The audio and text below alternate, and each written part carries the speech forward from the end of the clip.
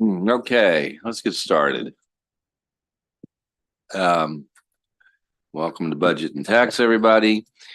We have 17 bills today. The order that is published outside is the order that we will largely go through, unless something comes along the way. You'll have 2 minutes to testify.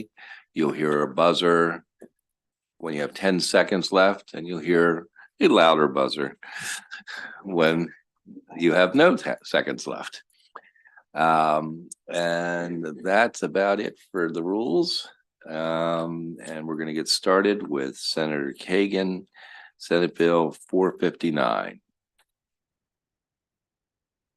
Thank you, Mr. Chair. Do you want me to bring my? Absolutely. Yes. Everybody, when you get started, come up with their sponsor if you're on their panel.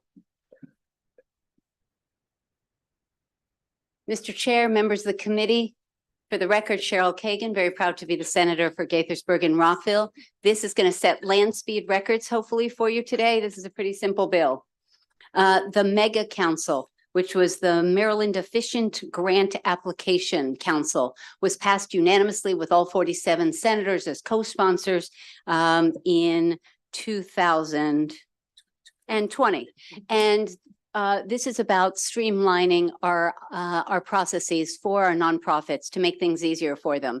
The analogy is to a common app in college applications so that our nonprofits don't have to apply and fill out forms for every different department and agency. They started their work in the Hogan administration. They diagnosed some of the problems.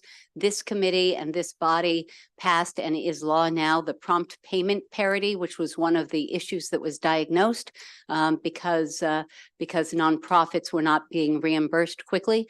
This is just a sunset extension. So we want to give them more time. The Moore Miller administration is fully engaged with the nonprofit sector in figuring out how we can make them more successful. It does just a couple of quick things. It adds the comptroller who wants to be added. It explores the idea of an ombudsman for the nonprofit sector.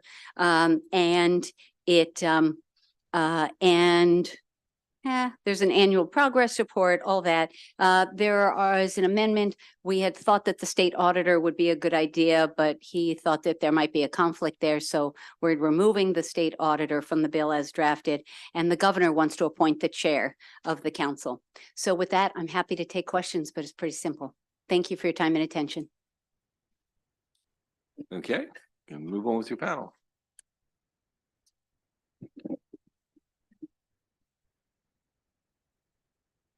Thank you to Chairman Guzon and the other members of the Senate Budget and Taxation Committee for the opportunity to testify in support of the extension of time for the Maryland Efficient Grant Application Council to meet. My name is Elise Salzberg, and I have consulted for dozens of nonprofit organizations in Maryland since 2000. I am testifying on their behalf, as well as on behalf of the 41,000 other nonprofits in the state. With my assistance, over the years, my clients have applied for and received dozens of grants from various state agencies and departments. The Mega Council was established for the purpose of streamlining and standardizing Maryland's grant application and reporting requirements, which are currently quite onerous and fragmented. Every agency has different requirements, and even within agencies, a nonprofit responding to multiple RFPs may have to complete different narratives, different budget templates, and so forth, even when they are applying for funding for essentially the same program. This is time-consuming and resource draining and takes away from a nonprofit's ability to serve its constituency.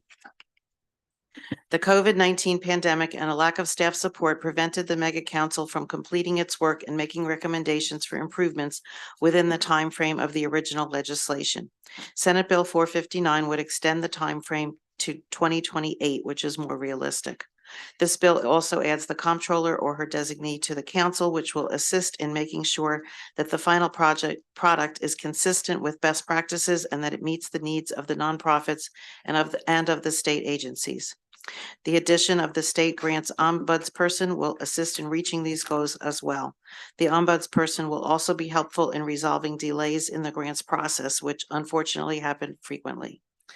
Thank you for the opportunity to present this testimony. I request a favorable report on Senate Bill 459. Thank you. Good afternoon, Mr. Chairman, Mr. Vice Chair, members of the committee. My name is Melanie Shapiro, and I'm the Public Policy Director with the Maryland Network Against Domestic Violence. We are the federally recognized state domestic violence coalition. I also want to draw your attention to the written support of MCASA, the Maryland Coalition Against Sexual Assault. Most of our programs are dual programs representing victims of domestic violence and sexual assault, although we do each have some standalones. And we are here in support of Senate Bill 459. As nonprofits, there is a tremendous amount of work that needs to be done through the grant application process. Just the other day, I had an executive director explaining to me that she needed to upload the same form multiple times to the same agency on all of the different grants. That is taking time and resources away from the work that they're intended to do, which is to assist victims and survivors of domestic violence and sexual assault.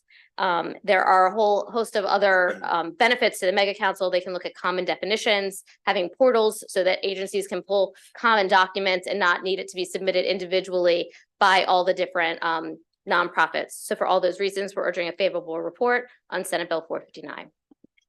Good afternoon, Mr. Chairman and members of the committee. Kevin Canale here on behalf of the Maryland Association of Counties in support of Senate Bill 459.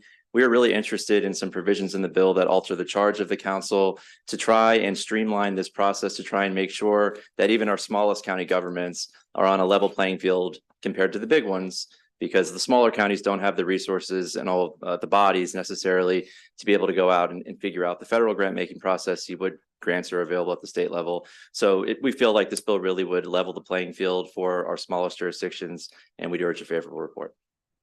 Thank you. We've got one virtual. Bogdan. Thank you, Mr. Chairman, members of the committee. Henry Bogdan for Maryland Nonprofits.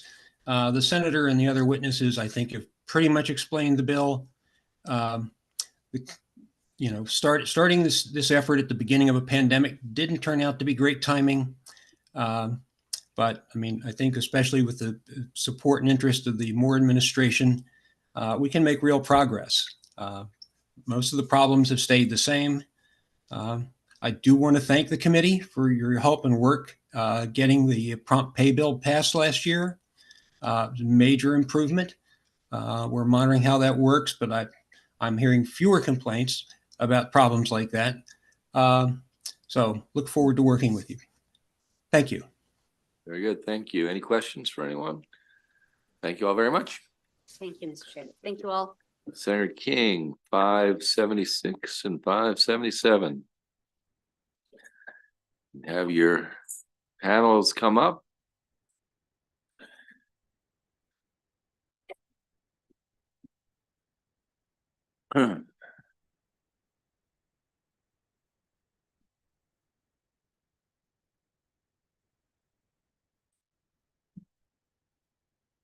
Which one do you want first? 76 first? Whatever makes you happy. Oh, you're so good natured. Okay, I'll do 576 first.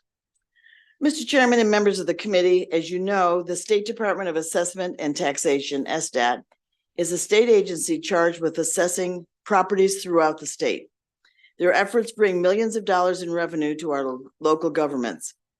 The department currently has 24 county offices, but new technologies have allowed assessors to move away from making as many in-person assessments, so there is no longer the need for so many offices. Senate Bill 576 will consolidate all 24 offices and appeals boards into 8 regional offices. This would give the department more flexibility to allocate resources as necessary and reduce wasteful spending. This legislation will lower costs and increase efficiencies in the state, and I ask for a favorable report on Senate Bill 576. Thank you, Senator. Good afternoon, Mr. Chair, members of the committee. My name is Michael Higgs, and for the record, I'm the Director of the Department of Assessments and Taxation.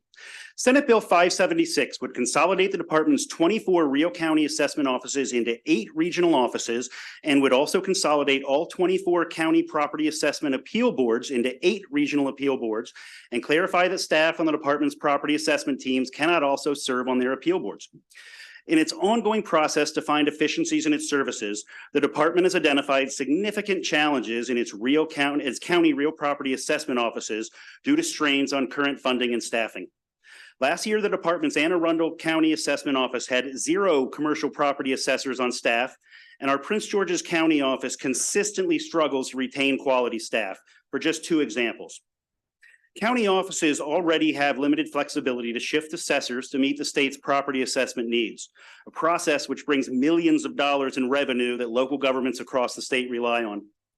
The department's inefficient management structure currently sees it paying for 24 county offices, along with necessary staffing redundancies, expenses that become less necessary as new technologies allow assessors to move away from making as many in-person assessments. Furthermore, the department is required by statute to assess 1/3 of the state each year, which is accomplished by assessing properties in 1/3 of each county each year, a workload which varies greatly from county to county. By consolidating offices, the department will be able to shift the assessment and management workload around much more efficiently. Senate Bill 576 would give the department more flexibility to allocate resources as necessary and reduce wasteful spending on offices that no longer require a physical presence in every county by consolidating all 24 offices and appeal boards in 8 regional offices. If passed, this legislation would allow the department to shift resources to ensure a more accurate and efficient assessment process while being a better steward of taxpayer dollars. In a challenged budget environment, this timely legislation allows the state to more efficiently and effectively generate vital revenues for state and local government and deliver a higher standard of service to the public. Thank you, and I'm happy to answer any questions. Any questions? Yes. This sounds like a great bill, so I don't have a question about being a great bill.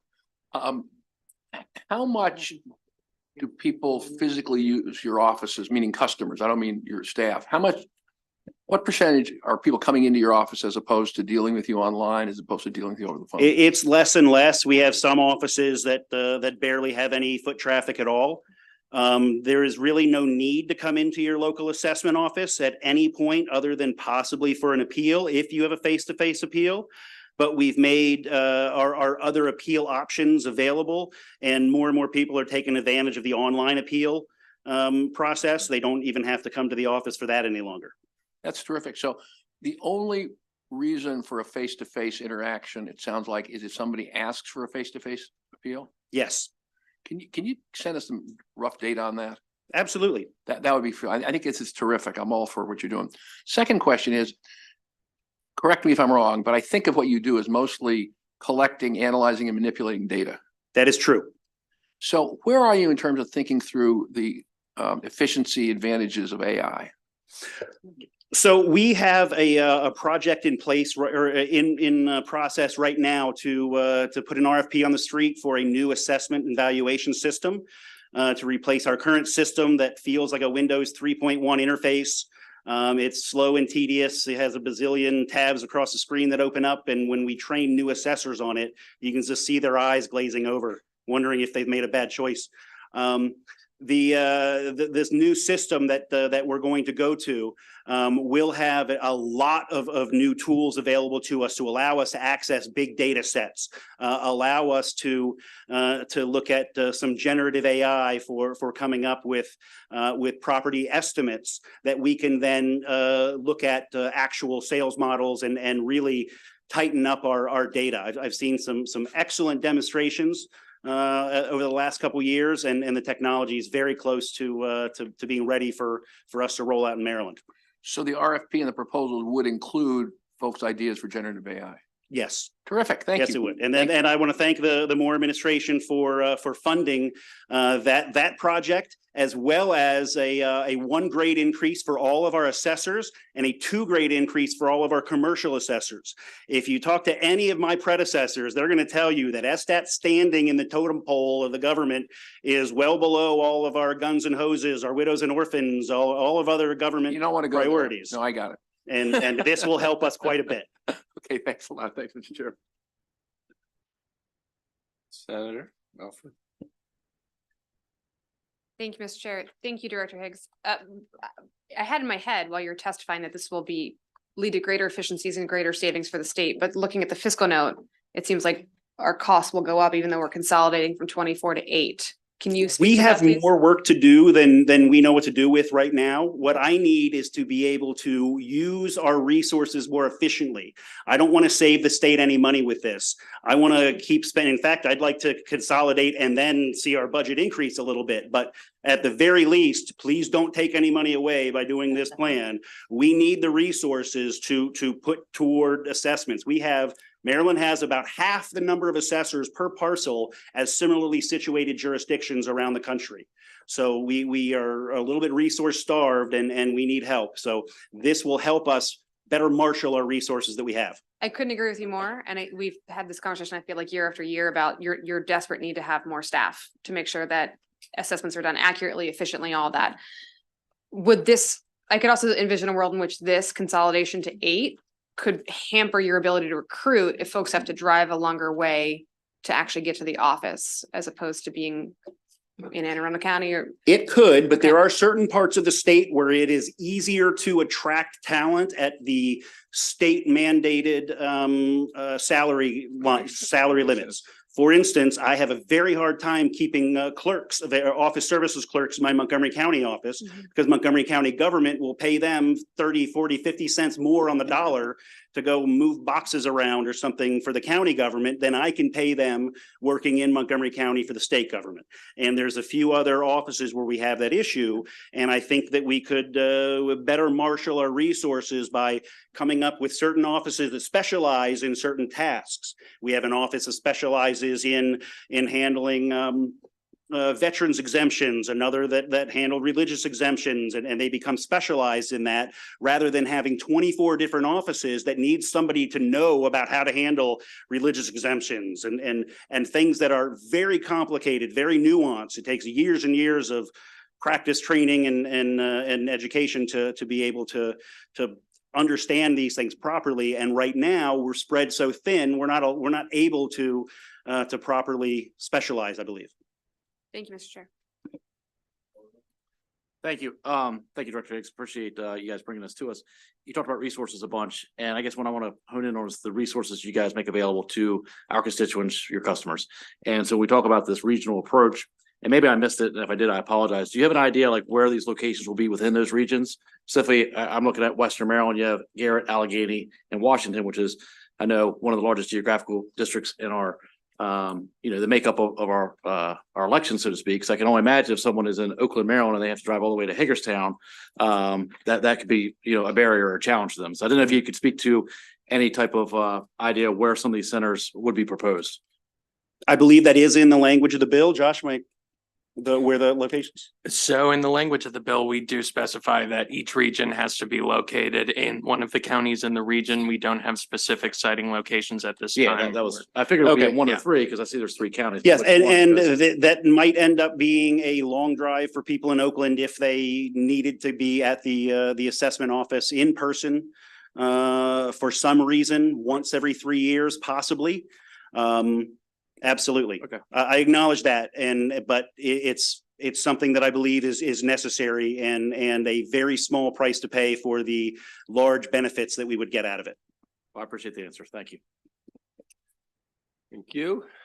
Any other questions? Thank you, Mr. Canali. You have a favorable with amendment?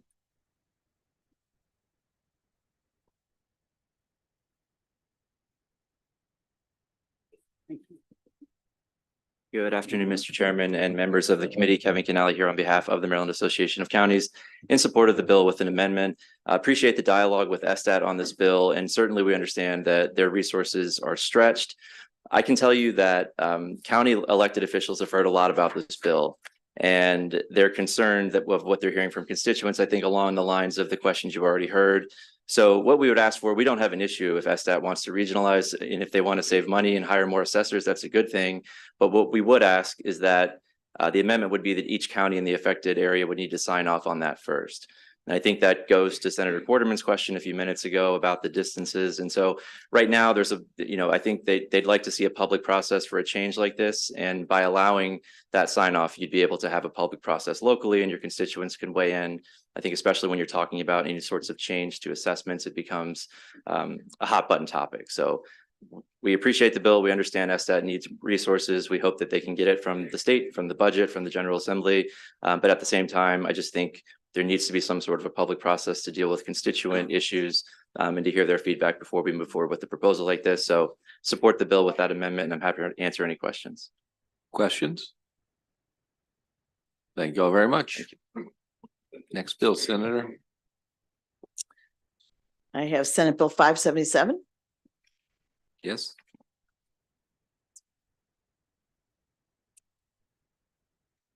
Mr. Chairman and members of the committee, organ and tissue donations can save or drastically improve lives. Right now, there are over 2,200 Marylanders on the transplant wait list. Currently, Marylanders can register to be an organ and tissue donor in a few different ways, but the main way our residents register is by checking off their willingness to be a donor when they renew their driver's license. Prior to the implementation of the Real ID in 2016, driver's licenses were renewed every 2 years, so every 2 years, the question of organ donation was in front of Maryland drivers. Now that licenses are renewed every 8 years, the question of organ donation is not in front of our residents as it was. Senate Bill 577 will set up an addition for residents to designate a willingness to be an organ donor. This legislation would require the state individual income tax return to contain a space for a taxpayer to indicate if they are willing to participate in the Maryland Donor Registry. By providing this consent checkoff on the state individual income tax return, each year our residents will have the opportunity to register to save a life. Providing additional opportunities for individuals to indicate their wish to be a donor helps ensure that those Marylanders in need of a transplant will have a better chance at receiving the gift of life. And I ask for a favorable report on Senate Bill 577. Thank you, Senator. Whoever wants to begin. Good afternoon, Mr. Chair, members of the committee. My name is Lisa Spicknell, and I'm the Executive Director for Donate Life Maryland. On behalf of Donate Life Maryland and the more than 2,200 Marylanders awaiting life-saving organ, eye, and tissue donations, we thank you for your continued support of organ, eye, and tissue donation. With a mission to save and enhance lives by registering more donors, along with providing public education and awareness about donation, and with our vision to ensure that every Marylander can make that educated decision about organ, eye, and tissue donation, we're here today to ask for a favorable support of Senate Bill 577. A little background: in 2007, Maryland established under the Estates and Trust Code 4516 a contract between the State Secretary of Health and a qualified nonprofit who was tasked with establishing, maintaining, and operating the Maryland Donor Registry.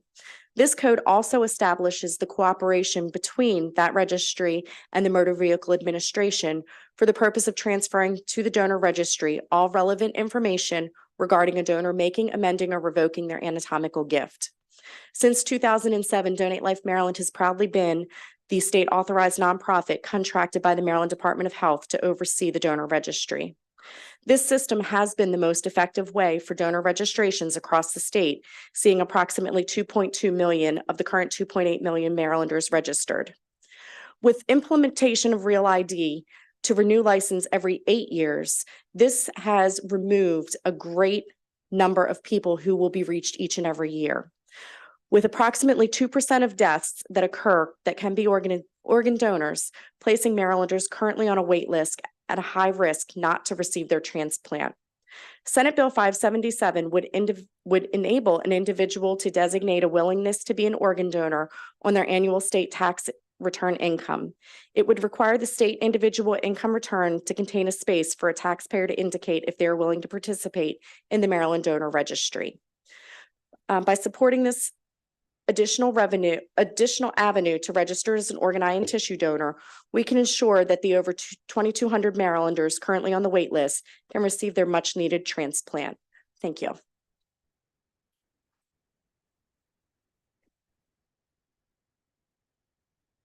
Good afternoon, Mr. Chair and committee. My name is Karen Kennedy. I am the Vice President of External Affairs for Infinite Legacy, Maryland's organ, tissue, an eye donor program, working very closely with Donate Life Maryland.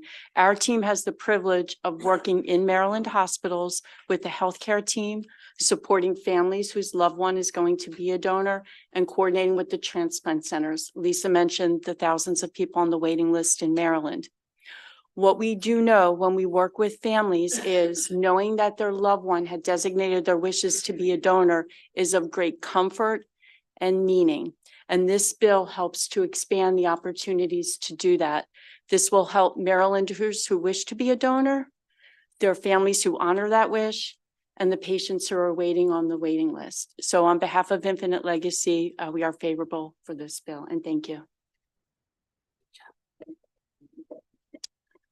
Mr. Chair, members of the committee, good afternoon. For the record, my name is Tyler Bennett on behalf of Donate Life Maryland and Infinite Legacy. We want to thank Senator King for putting forth this bill. I think everybody's done a pretty good job of laying out the policy and the rationale behind it. The one thing I wanted to comment on is we have had several conversations with the comptroller's office over the past couple of months. We really appreciate their feedback, and we understand it's not necessarily as simple as just adding something to a PDF and sending a file along. There are some challenges that lay before us in terms of the actual administrative side of this thing. I believe we received some general support from them for the concept itself. But there are some challenges ahead in terms of, what they're doing with their system modernization. So we just appreciate continuing that dialogue with them so we can find a path forward. Good questions. Thank you all very much. Thank you. Senator Corman. Bring up your panel, 552.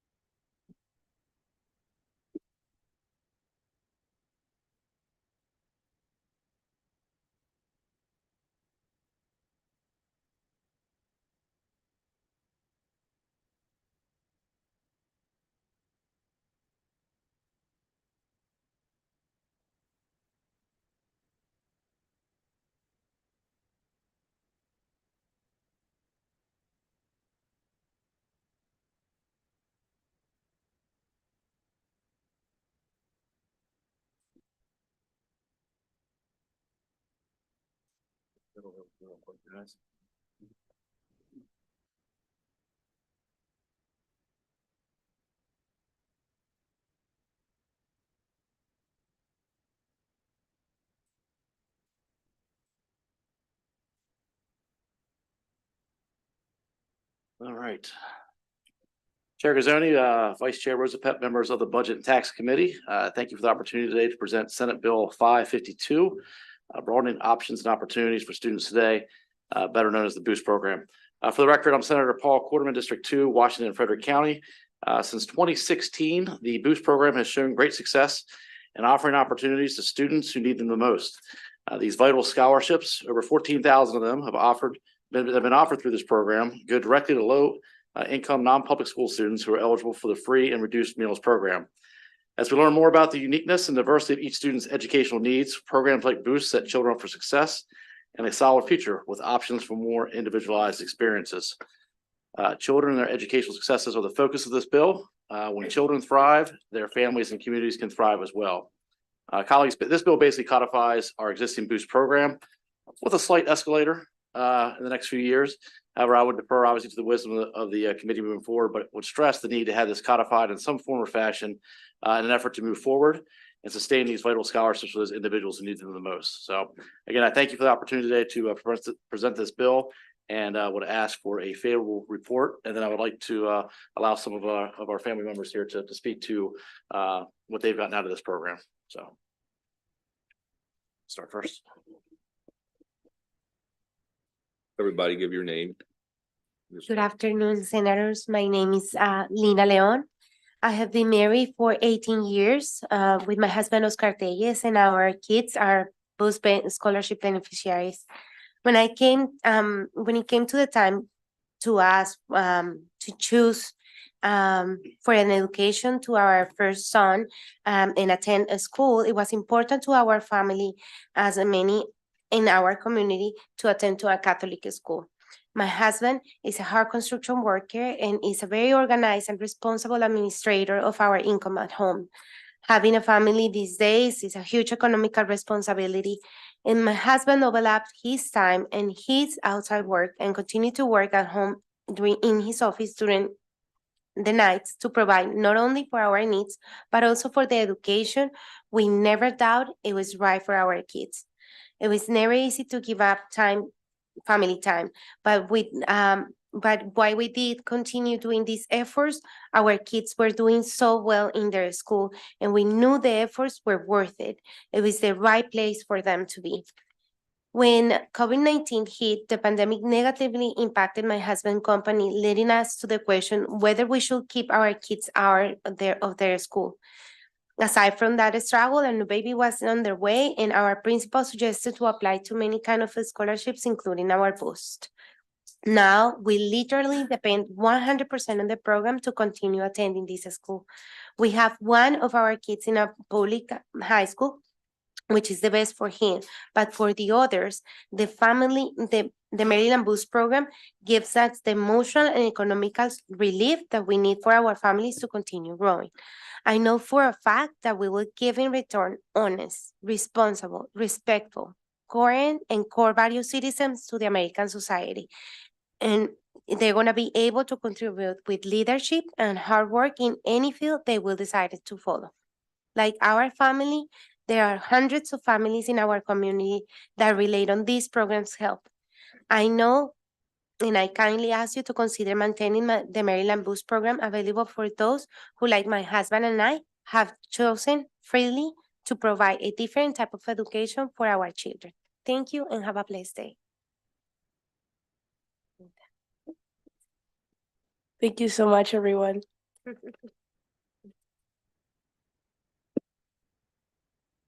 Hi, my name is Jean Freeman. I'm an accountant by profession. I worked for public accounting, and a few years ago, I became disabled with a chronic disorder that only happens to 1 in a million. So I wasn't able to walk.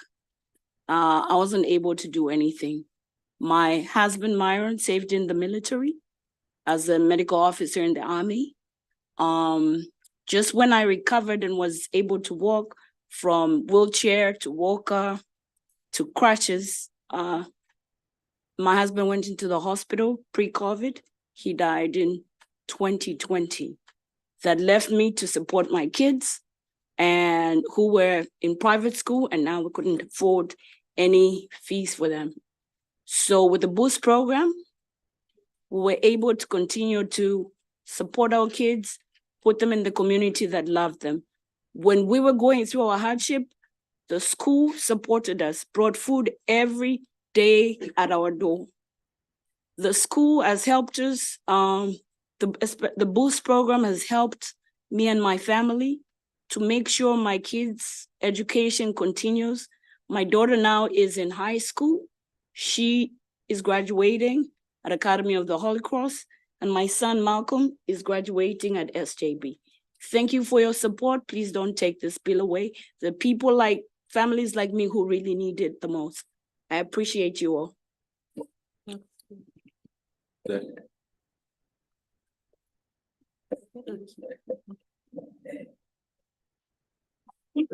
Thank Good you very much for sharing your story.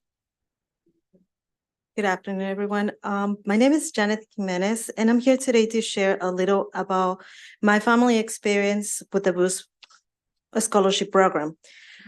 This program has allowed us to send 2 of our daughters to private schools without this being a significant financial burden to our family, to our family finances. As you might agree with me, education is the best way to fight poverty.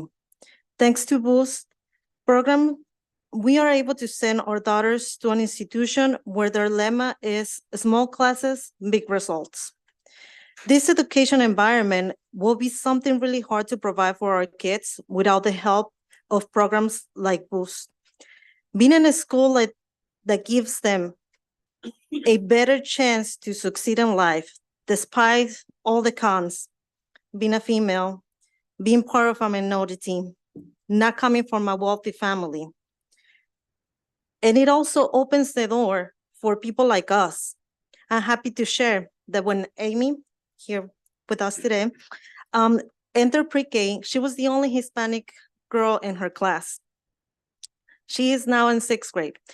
And every year we're able to see more and more diversity at her school. Unfortunately, the cut on the funding last year compromised that diversity. As some new families had to drop their enrollment because they were not able to receive boosts, and without it, there's just not possible for them to attend. That hurts not only our school community, but on our entire community. That's why we're here today.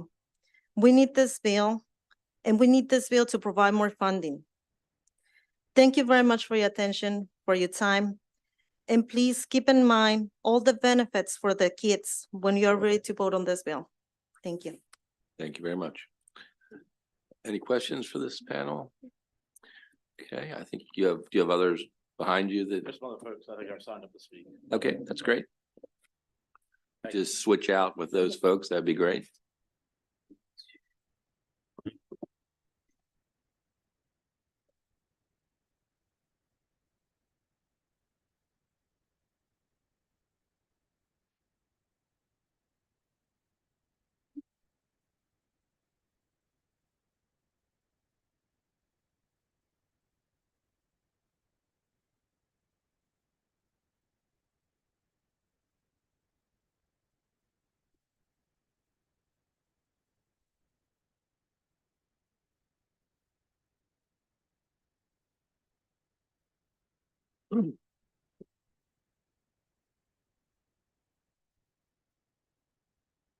Good afternoon, Mr. Chairman and the members of the committee.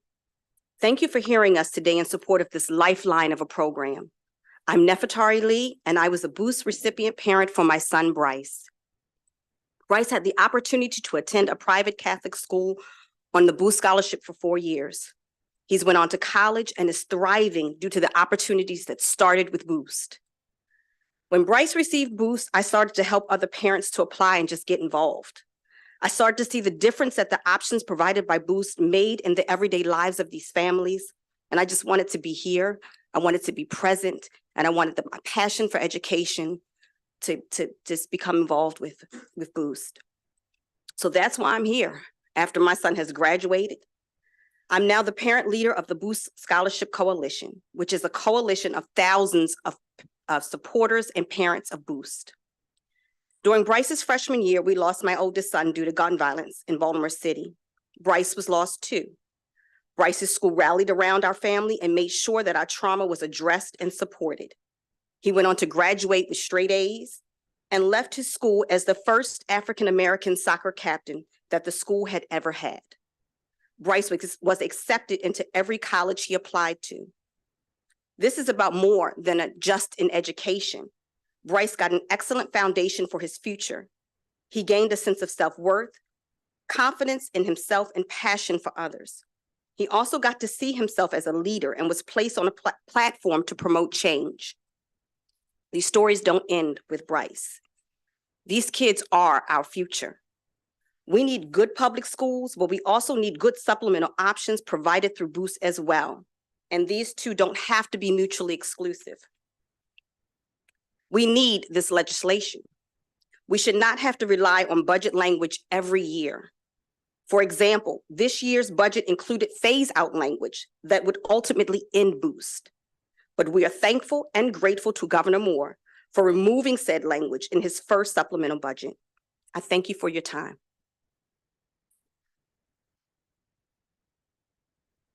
Good afternoon, esteemed members of the committee. My name is Shlomo Goldberger. I'm here with my daughter Chava. As a member of the Jewish community, the transmission of our heritage and our faith is of our most important goals and aspirations. And without our schools effectively conveying that transmission to our children while properly educating them would be virtually impossible. Thank God we are a family of 8. Professionally, I work for a small nonprofit that focuses on education for young adults, and my wife is a self-employed as a freelance stenographer. It would be hard to overestimate the positive impact that Boost has had on our family and our children to be able to continue to educate our children in a proper, effective, meaningful way without sacrificing the financial health of our family.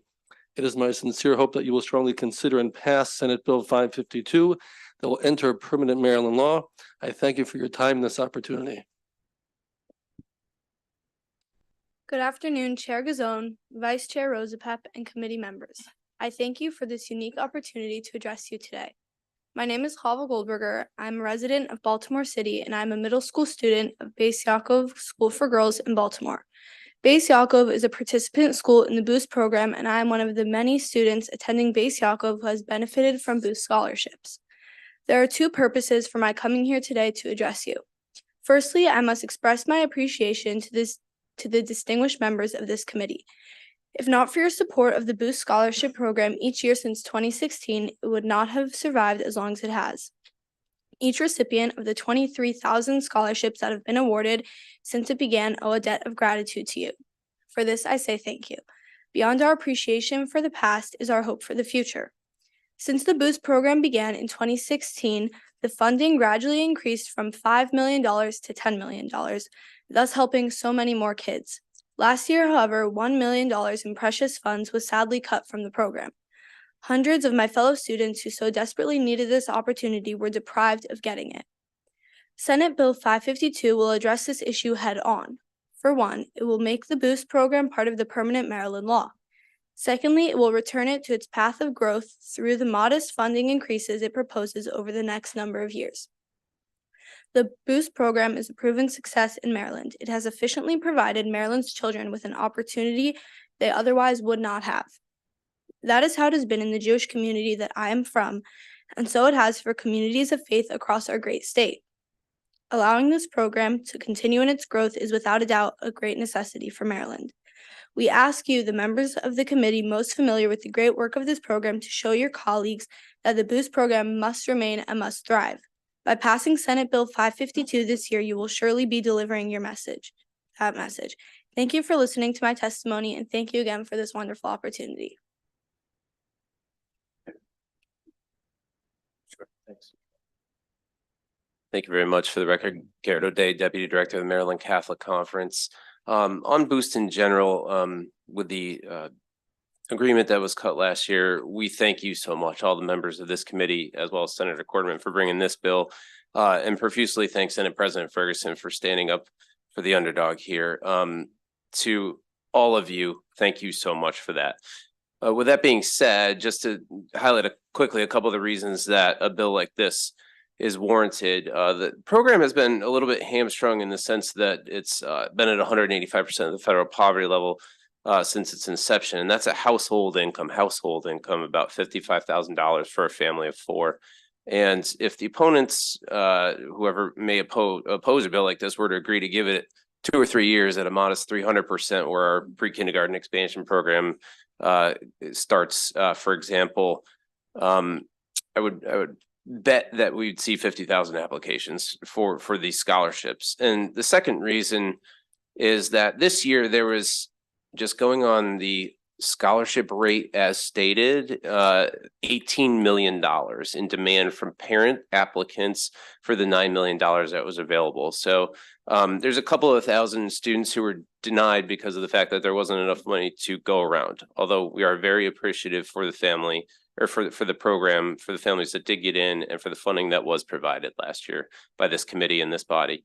All that aside, we just hope that at some point you would pass a bill like this, especially when you hear the testimonies from parents year after year.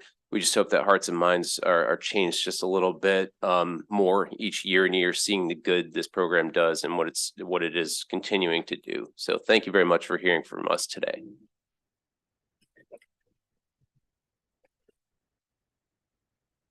Good afternoon, Mr. Chair, Mr. Vice Chair, members of the committee.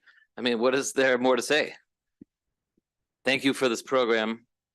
every year we come in front of this group of people and you are our strongest supporters down in Annapolis. And for that, we say thank you.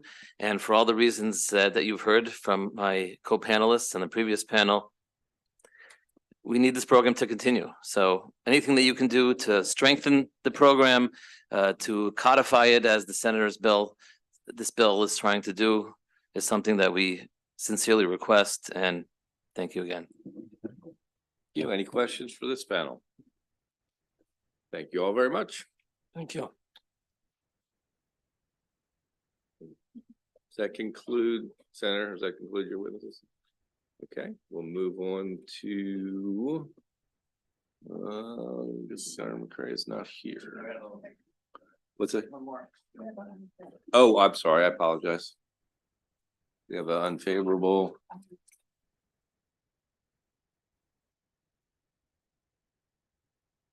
Gardner. Apologize for that.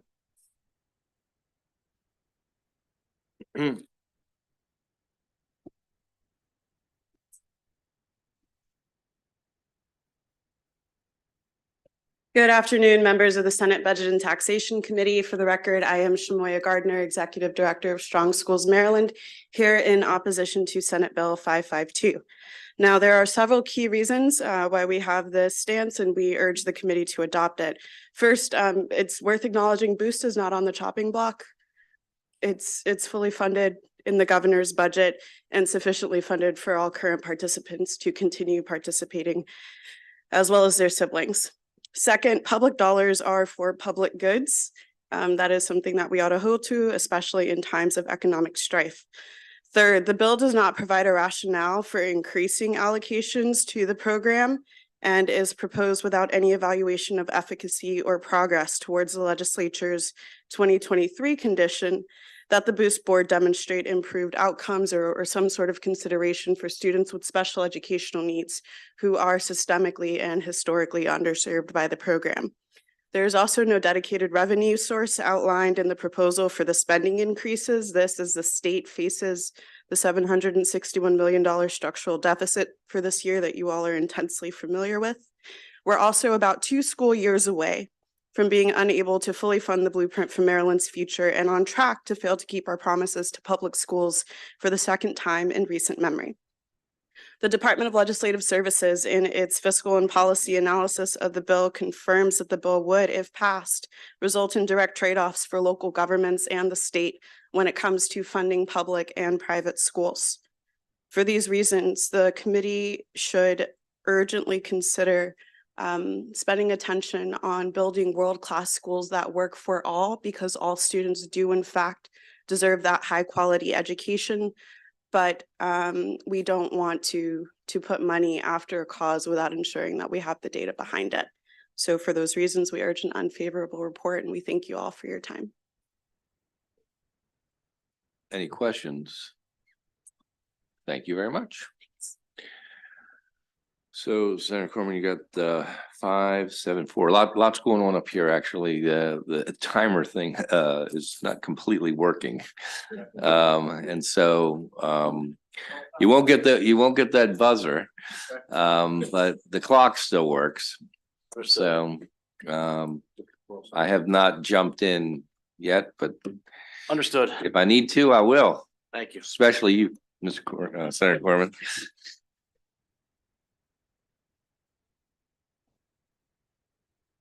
All right.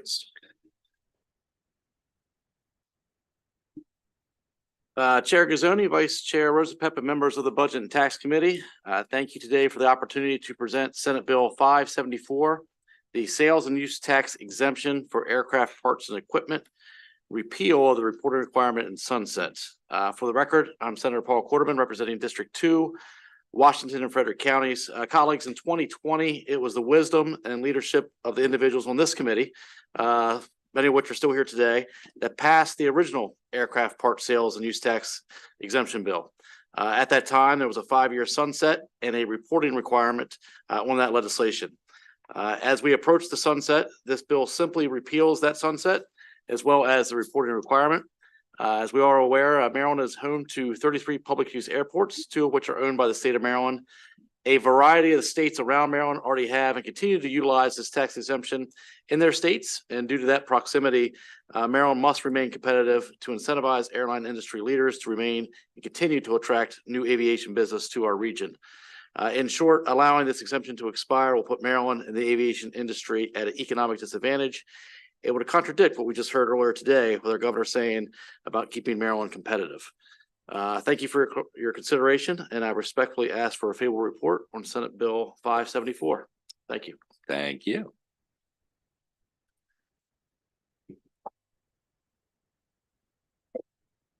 Mr. Chairman, members of the committee, thank you for the opportunity to speak with you today. And thank you, Senator, for sponsoring this important legislation. My name is Sean Collins, and I'm the Eastern Regional Manager for the Aircraft Owners and Pilots Association, AOPA. We're the world's largest aviation membership organization representing over 300,000 aircraft owners and pilots across the country, including 4,500 here in Maryland. We also happen to be headquartered in Frederick, Maryland. And on behalf of these members, AOPA supports Senate Bill 574, an act to repeal the reporting requirement and sunset. As the senator noted, in 2020, the legislature passed a targeted sales tax exemption on aircraft parts and components with a provision to sunset in 2025. This action was urgently needed for Maryland's aviation industry to remove a competitive barrier with neighboring states. Some of you may recall the map that we passed around at the time, and this is largely the same, except since that time, however, Virginia has extended its exemption. West Virginia has cemented its own in line with Pennsylvania, which has no sunset. Unfortunately, the inclusion of the sunset provision hinders potential new and long-term investments where business planning strategies traditionally look at 10 and 20-year horizons. Now, contrary to the comptroller's note, I was able to compile at least some data on how Maryland's exemption has paved the way for industry growth and investment in both existing and new maintenance facilities.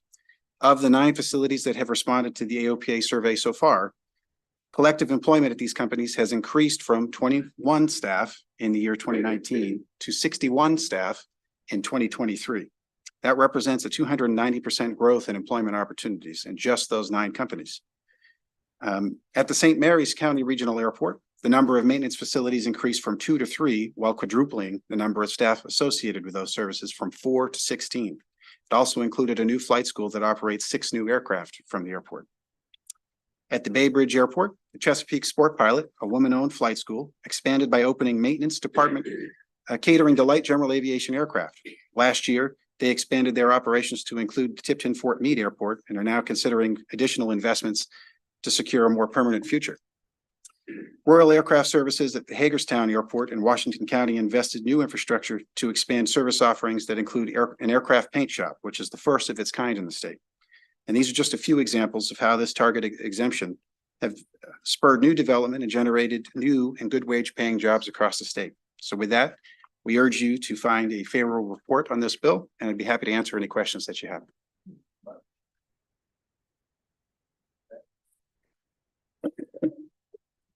Good afternoon, Chair and Committee. My name is Jamie Giandomenico. I appear before you on behalf of the membership of the Maryland Aviation Council's advocacy group for general aviation airports and pilots and aircraft owners in the state of Maryland. I'm also the manager of Ocean City Municipal Airport, a pilot, and I also hold mechanic certificates with the FAA. And I'd like to briefly kind of re-engrave a couple of the key points that Sean touched on and that were part of the initial wisdom in granting the exemption and be brief with those. Sean mentioned that geographically Maryland exists in an ocean of competition. Aircraft by their nature are very mobile. It takes very little effort for aircraft owners or businesses to send their aircraft out of state for maintenance or for upgrades. We want to keep that business in Maryland. I can tell you from Ocean City, it's about a 12 to 15 minute flight from the maintenance shop at Ocean City to the maintenance shop in Georgetown, Delaware. We want to keep those folks in Maryland. And also, I can say from the shore, there's a very competitive environment for maintenance technicians and aircraft mechanics on the shore. We're standing up some workforce initiatives. UMES and Piedmont have gotten together to kind of nurture a homegrown base of technicians and mechanics. We want to make sure that when they come out of that training, that there's a solid employment base for them here in Maryland. And to that end, as Sean mentioned, the certainty for businesses with a high capitalization to make the decision to expand or to relocate to Maryland requires some certainty, and that's something that a removal of the sunset and the reporting requirements will foster. And appreciate your time this afternoon. Thanks. Good afternoon, Mr. Chairman, members of the committee. My name is John Favazza. I'm with Manus Canyon and Associates, and I'm here today on behalf of the Washington County Community Coalition. We are home to Hagerstown Regional Airport. We came before the committee in 2020 asking for, our aircraft repair industry to compete on an equal footing with our surrounding states, most of whom, as you've heard, have had these long established exemptions in their law. We're here today to say thanks and to ask that you allow the industry to continue to do its good work by making this exemption permanent.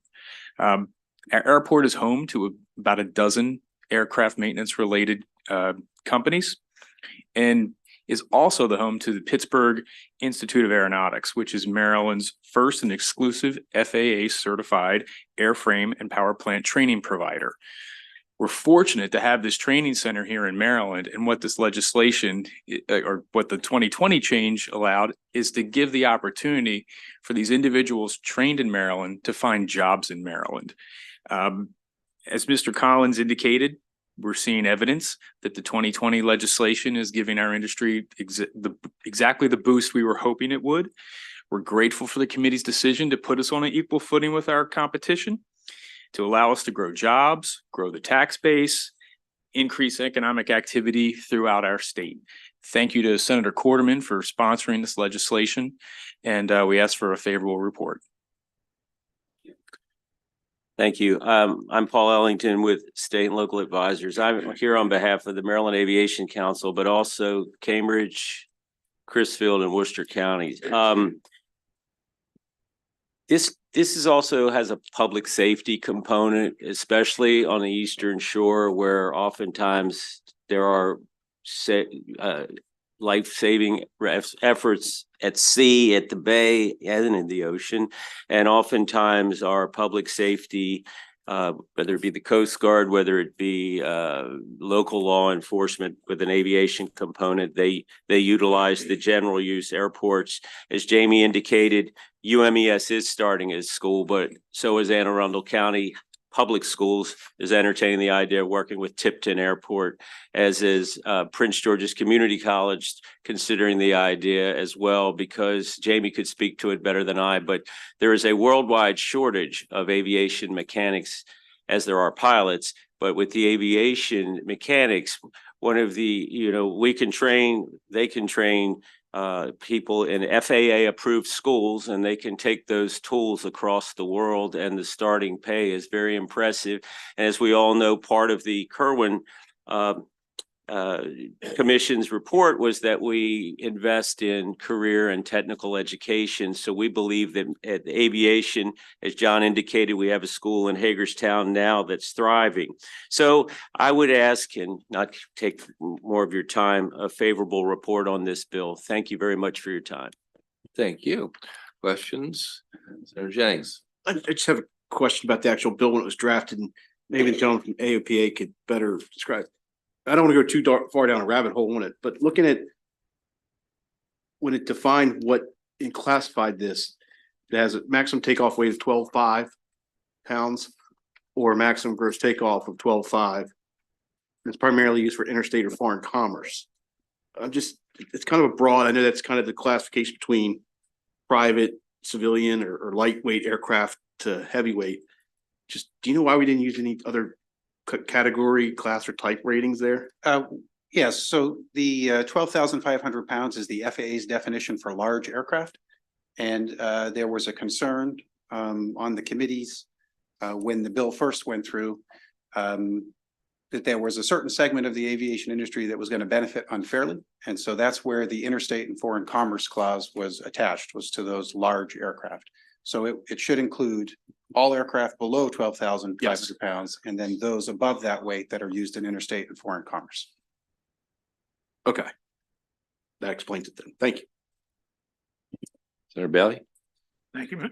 Thank you, Mr. Chairman. And I want to thank the bill sponsor for bringing this forward. But I also, I had one quick statement, and then I wanted to make a thing at the Smart Building the other day. I just got briefed about the fact that meeting with the Navy and meeting with the aviation, that they're trying to get started education program there. A very extensive program. And I know we do a lot of maintenance at St. Mary's Airport.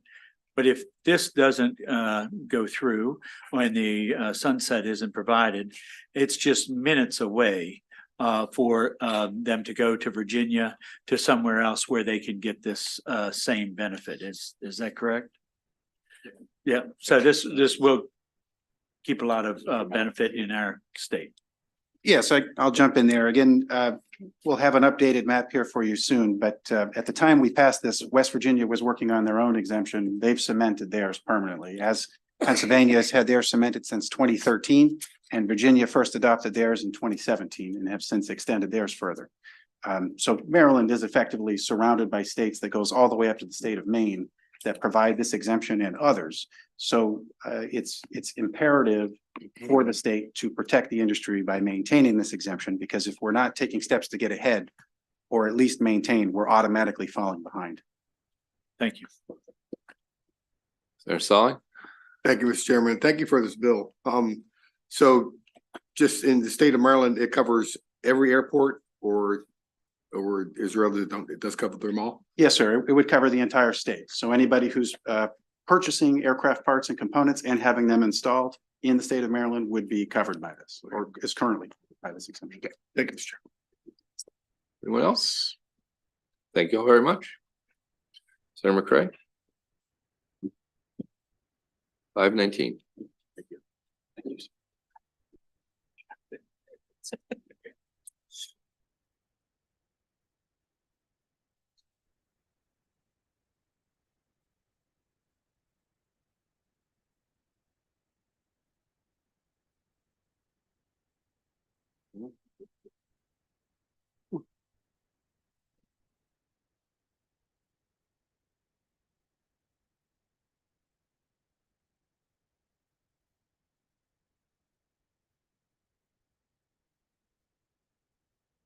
Anytime you're ready. Yes, sir.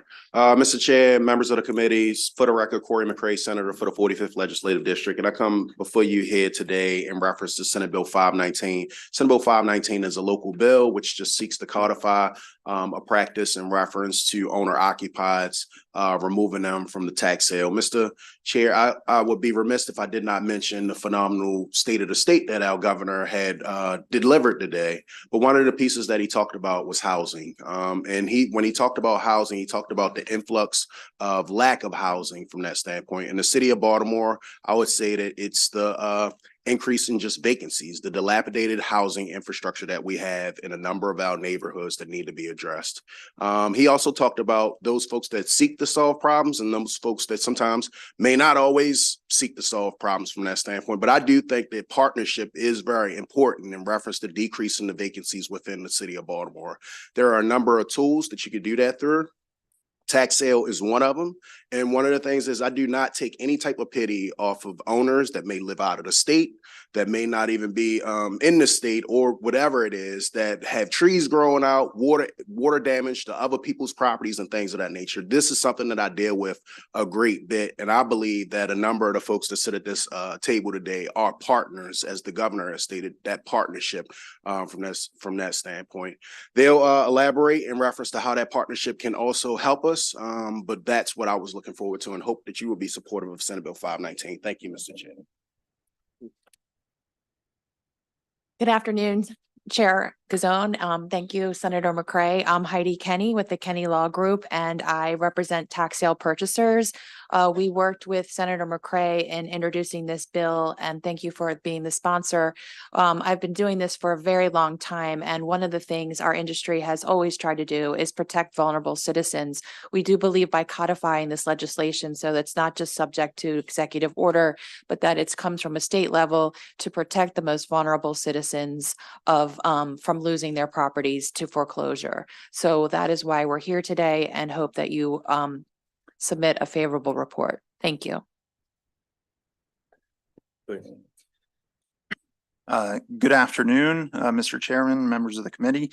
My name is Mike Eskenazi. I'm a licensed real estate agent who's lived and worked in Baltimore for the past 9 years. I'm here on behalf of the Maryland Tax Sale Participants Association. We thank Senator McCray for sponsoring this thoughtful legislation. Let me be clear. We believe in tax sale protections for vulnerable Baltimore owner occupants. Many such reforms have already been implemented, lowering interest rates, extending foreclosure timelines, capping attorney's fees, and many others. We believe Senate Bill 519 provides a targeted, common sense, and permanent solution to the Baltimore tax sale issue. Advocates have made tax sale into a boogeyman. Every year, they cite needle in the haystack hardship cases, misrepresenting them as commonplace as opposed to the extremely rare outliers they truly are. Let me share a couple of pertinent facts. The vast majority of properties sold at tax sale are investor-owned, not owner-occupied. Historically, 80% investor-owned, and for the past 3 years, almost all investor-owned due to Mayor Scott's executive actions. The threat of tax sale is what gets delinquent investors to pay. 35% of city property taxes are collected after delinquent tax sale notices are sent out, and delinquent water revenue dropped significantly when water bills were removed from tax sale. Property taxes account for more than half of general fund revenue, and losing this funding would put city residents at great risk of losing essential city programs and services. We hope this bill will put an end to all the hyperbole and sensationalism surrounding this issue. In future years, when the advocates undoubtedly move the goalposts again and come back to Annapolis asking for further system overhaul, we hope members of this committee and the broader legislature will agree that if vulnerable Baltimore owner occupants are exempted from tax sale, no further legislative reform will be required to protect them from tax sale. Thank you, and we urge a favorable report. Mr. Chair, members of the committee, I'm Frank Boston. I'm here today on behalf of the law offices of Heidi Kenny and the Tax Sale Participants Association. We support this bill, and we thank Senator McCray for putting it in and for really laying it out well. We are partners in rehabbing the properties and buying the vacant and abandoned properties and making them marketable for the tax base, again, in the city of Baltimore. You know, we've heard from everyone, let's protect grandma. Let's not throw grandma out of her house after she's been there for 40 years. This bill does that. It gives the mayor the power, if he so chooses, to withdraw the owner-occupied properties from tax sale and leaving the commercial and the vacants and the other properties subject to the tax sale. So we ask for a favorable report, and thank you again for hearing us out. Good afternoon, Mr. Chairman, members of the committee. My name is Ari Plout. I'm here also on behalf of the Kenny Law Group and the Maryland Tax Sale Participants Association. And thank you, Senator McCray, for sponsoring Senate Bill 519. Just as everyone stated, there's been many reforms to tax sale process. We believe this is a strong permanent fix to address the tax sales in Baltimore City. This will protect vulnerable homeowners. And as stated by the panel, this will just gives the mayor the authority to withhold properties from tax sale that are homeowner occupied. And we think this is a strong fix to protect vulnerable homeowners. And thank you. And we ask for a favorable report. Thank you. Questions? Thank you all very much. Thank you. Thanks. Oh, we have a virtual.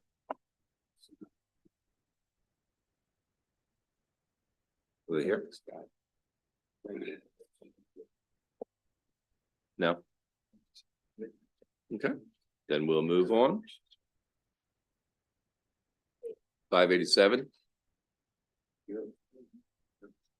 Senator McCray? Oh, second bill?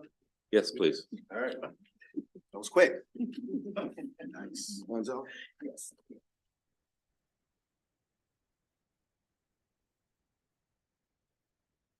Yeah, this one goes fast. Mr. Chair, members of the committee, for the record, Corey McCray, Senator for the 45th Legislative District.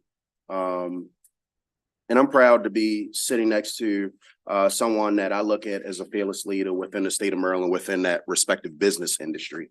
One of the things that I look at, Mr. Chair, is that when I looked over to my right, we had a leader a couple years ago that passed a strong minority participation bill, reference to the ombudsman and things of that nature. And one of the things that I always look at is who are those thriving industries where we can make sure that they're diverse as they need to be.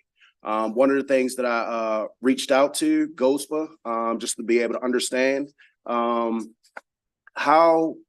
well is the state of Maryland doing within a titling space. When I think about titling, I'm talking about like commercial titling from that piece. And we really couldn't come back with any information to say how well we were doing from that standpoint, Mr. Chair. So what my research found, that when we think about titling, sometimes it get wrapped up in construction services, sometimes it get wrapped up in professional services, but at the end of the day, we do not know how we're doing as a state. This bill simply adds on the titling piece and being able to collect that data so that we know what metric to be able to hold ourselves accountable from a state of Maryland standpoint. Mr. Chair, I am going to come back with an amendment because I should have said commercial titling is a piece that I should have added to that component. So it will be an amendment to this bill. But next to me, like I said, not only is she a phenomenal leader within the space, but at the end of the day, she could be able to speak about this industry way better than I have. And I just want to lift up, Mr. Chair, that this is a woman who's her and her partner are celebrating 25 years within this space and being an industry leader.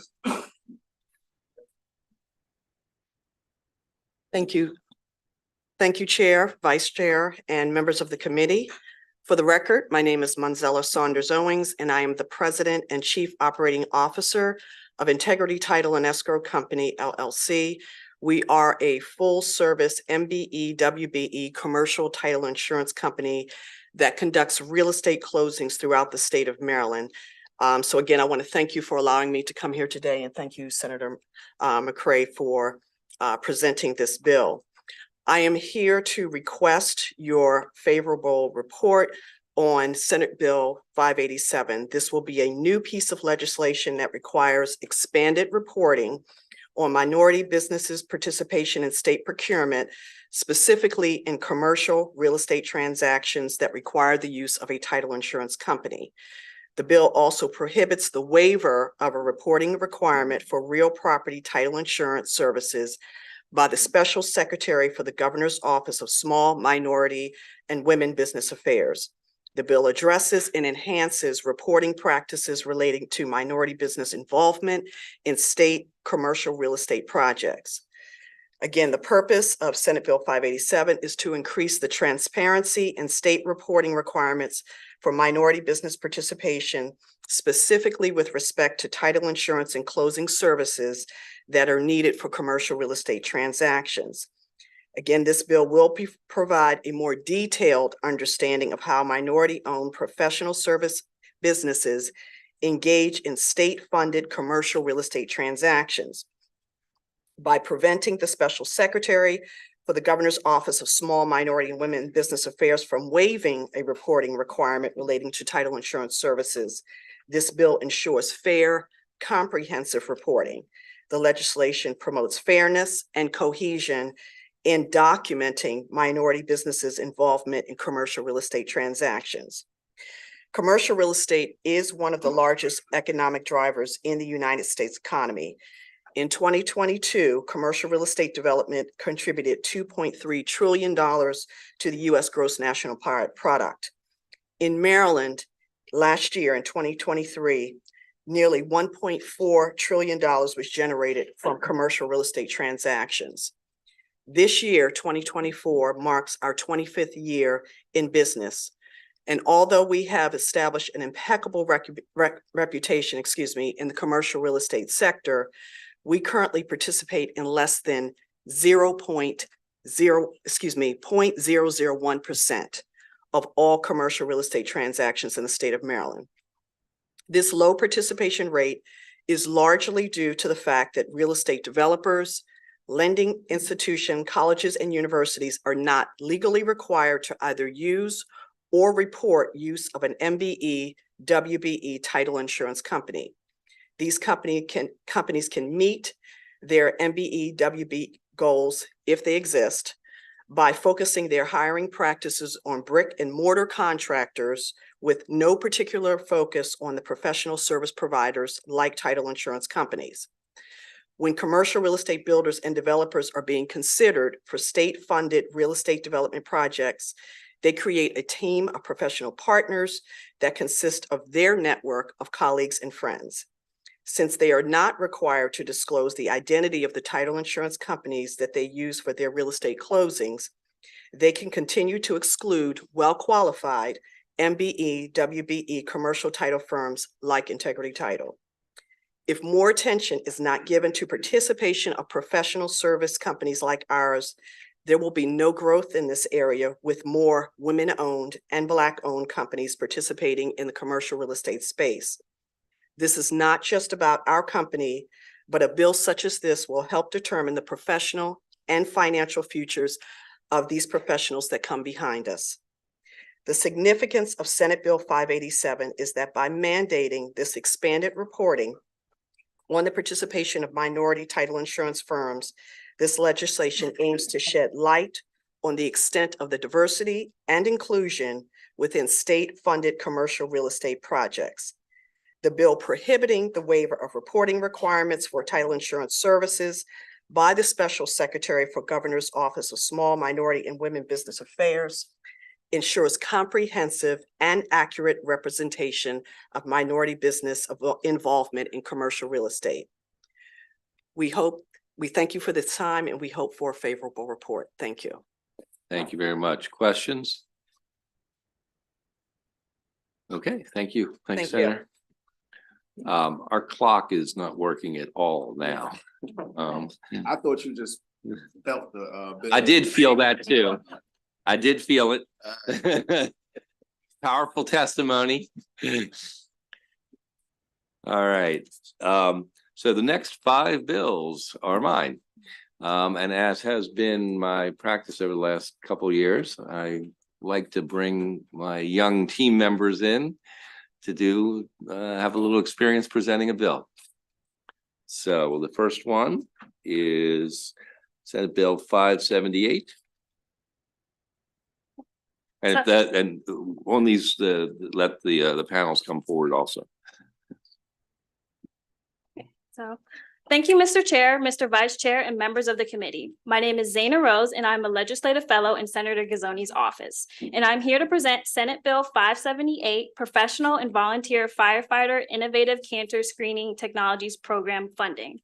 Under Senator Gazzoni's Senate Bill 727 that was passed in 2019, the Firefighter Cancer Screening Grant Program was created to allow local, professional, and volunteer fire departments to apply for grants for cancer screening tests. This program was initially funded at $100,000 annually in the hopes that funding would increase in later years. The bill before you today of Senate Bill 578 merely provides the governor with the discretion to provide up to $500,000 in annual funding beginning with FY 2025 for the program. Studies have confirmed that firefighters have higher incidences and death rates for many cancers that are not routinely screened. And the goal of the Firefighter Cancer Screening Grant Program is to reduce cancer mortality among professional and volunteer firefighters. Thank you, and I urge a favorable committee report of Senate Bill 578. Thank you. Mr. Buttle. All right, good afternoon, Mr. Chairman. Jeff Buttle on behalf of the Professional Firefighters of Maryland. Our organization represents over 10,000 active and retired professional firefighters and emergency medical services personnel across the state of Maryland. Just to kind of put a finer point on the introductory testimony, each year we honor our fallen firefighters across the United States and Canada in Colorado Springs at our IFF Fallen Firefighter Memorial. And cancer has now become the number one cause of death, occupational cause of death for our firefighters. And 75% of the names we put on that memorial in Colorado Springs this year, each year, are cancer related. Where this becomes really important is there's a number of different ways that you can attack and try to reduce the number of cancers in the fire service that seem to be ravaging our profession. And that's through screening, and it's through early screening. Most of our cancers that firefighters are at higher risk for, you will see in state law under section 9503 of the Labor and Employment article. Probably many are familiar with our presumptions that we have. Those cancers, if caught early, are very treatable. And that's why programs like this are really, really important to screen and catch and identify the cancer in early stages, or in oftentimes pre-cancer stage, where a firefighter could be evaluated and treated very successfully. This bill would authorize but not mandate the governor to provide funding in the budget for to assist jurisdictions and departments across the state with these kind of cancer screening programs. So it's a really important bill, Mr. Chair. We really thank you for putting this in. I know it's been in place for a couple of years, but the additional funding would be of immense help to these programs, particularly our smaller jurisdictions across the state. Thank you. Good afternoon to you, Chairman and distinguished members of the committee. My name is Melissa Bragg, and I'm the president of the Worcester County Professional Firefighters Association. I'm speaking to you today to urge a favorable report for Senator Gazzoni's bill, Senate Bill 578, which will provide additional funding for cancer screening programs for firefighters. Not to reiterate and be redundant and say everything that these two have already said, I'm going to get right to the point of it. I personally have had several brothers in the fire service local to me that are currently battling this horrific disease. And I'm sad to say I have lost a close personal friend and coworker, brother firefighter, to cancer at the young age of 56. I currently have a previous coworker who is in Johns Hopkins and has been there for an extended period of time. And he most likely will not be returning to work. And we're just praying that he gets through this. Again, early detection, they're going to help us fight this. I'm not going to repeat all of that. But let me explain to you how important a bill like this is to my members, as well as to firefighters from similar departments across our great state. I'm from a local of approximately 20 firefighters working for small departments. In recent budget discussions, my department alone is trying to find the money for necessary staffing increases, replacing aging equipment, building improvements to an overcrowded and cramped firehouse, along with all of the normal daily things like the electric bill. Sadly, departments like mine, we cannot afford to offer these life-saving cancer screenings. Yet still, we have the occupational exposure to the group 1 carcinogens that come with fighting fires while on duty at our job. Again, it is not when we will be exposed or if we'll be exposed, but how often we will be exposed. The funding in this bill proposed will be tremendous, life-saving. And please let me say that again, this would be life-saving. For those of us that are exposed to this daily, and it's part of my job, this would be life-saving, and we thank you for that. Help us take care of the people that take care of your people. Help your firefighters to get the early detection screenings and keep them healthy and on the job. On behalf of the Worcester County Professional Firefighters Association, we urge a favorable report on Senate Bill 578, and thank you for considering this. Thank you. Questions? Absolutely. Former volunteer, I don't have time to do it now.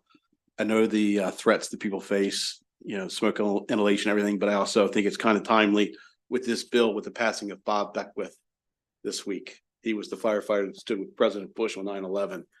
Ironically, he died of cancer. Correct. So, thank you. Senator Jackson. Thank you, Mr. Chairman, and thank you for bringing this piece of legislation. Having been one of the folks who walk the halls for the men and women who are in public safety for presumption legislation, oftentimes there are silent killers that are involved with folks who are in high stressed environments and or in buildings that are so aged that we don't recognize that we have some challenges going on. So great piece of legislation, and just wanted to say that. Great to see you all putting this forth. Thanks. Very good. All right. Thank you all very much. Fine. Thank you. Senate Bill 580.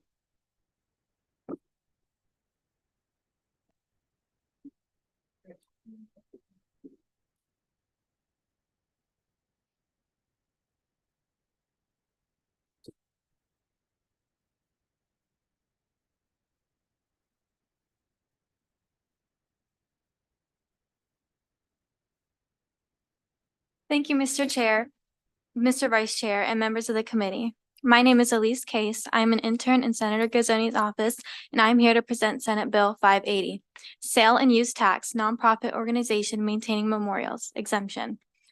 This bill waives the sales tax for the foundation and any nonprofit organization that uses the proceeds of sale items to maintain a memorial on property owned by the state of Maryland. The bill was developed in particular to address all types of organizations that selflessly provide volunteer work. The Maryland Fire Rescue Service Memorial Foundation was founded in 1997 as a nonprofit organization for those who have lost their lives in the line of duty across all counties and towns in the state. The memorial is situated on state land leased to the foundation in order to be built. In 2009, the foundation began paying sales tax on fundraising products, in which the foundation paid the state of Maryland a total of $7,425 in sales tax. In 2023 alone, the annual cost of their maintenance was $23,365. The Full League Volunteer Group's treasurer needs to keep extensive records and provide detailed reports to the comptroller's office for every quarter, which requires many additional work hours on top of the financial burden of paying the sales tax. We want to support all such organizations that have a strong foundation of altruism in their community service. I hereby respectfully request a favorable report for Senate Bill 580. Thank you.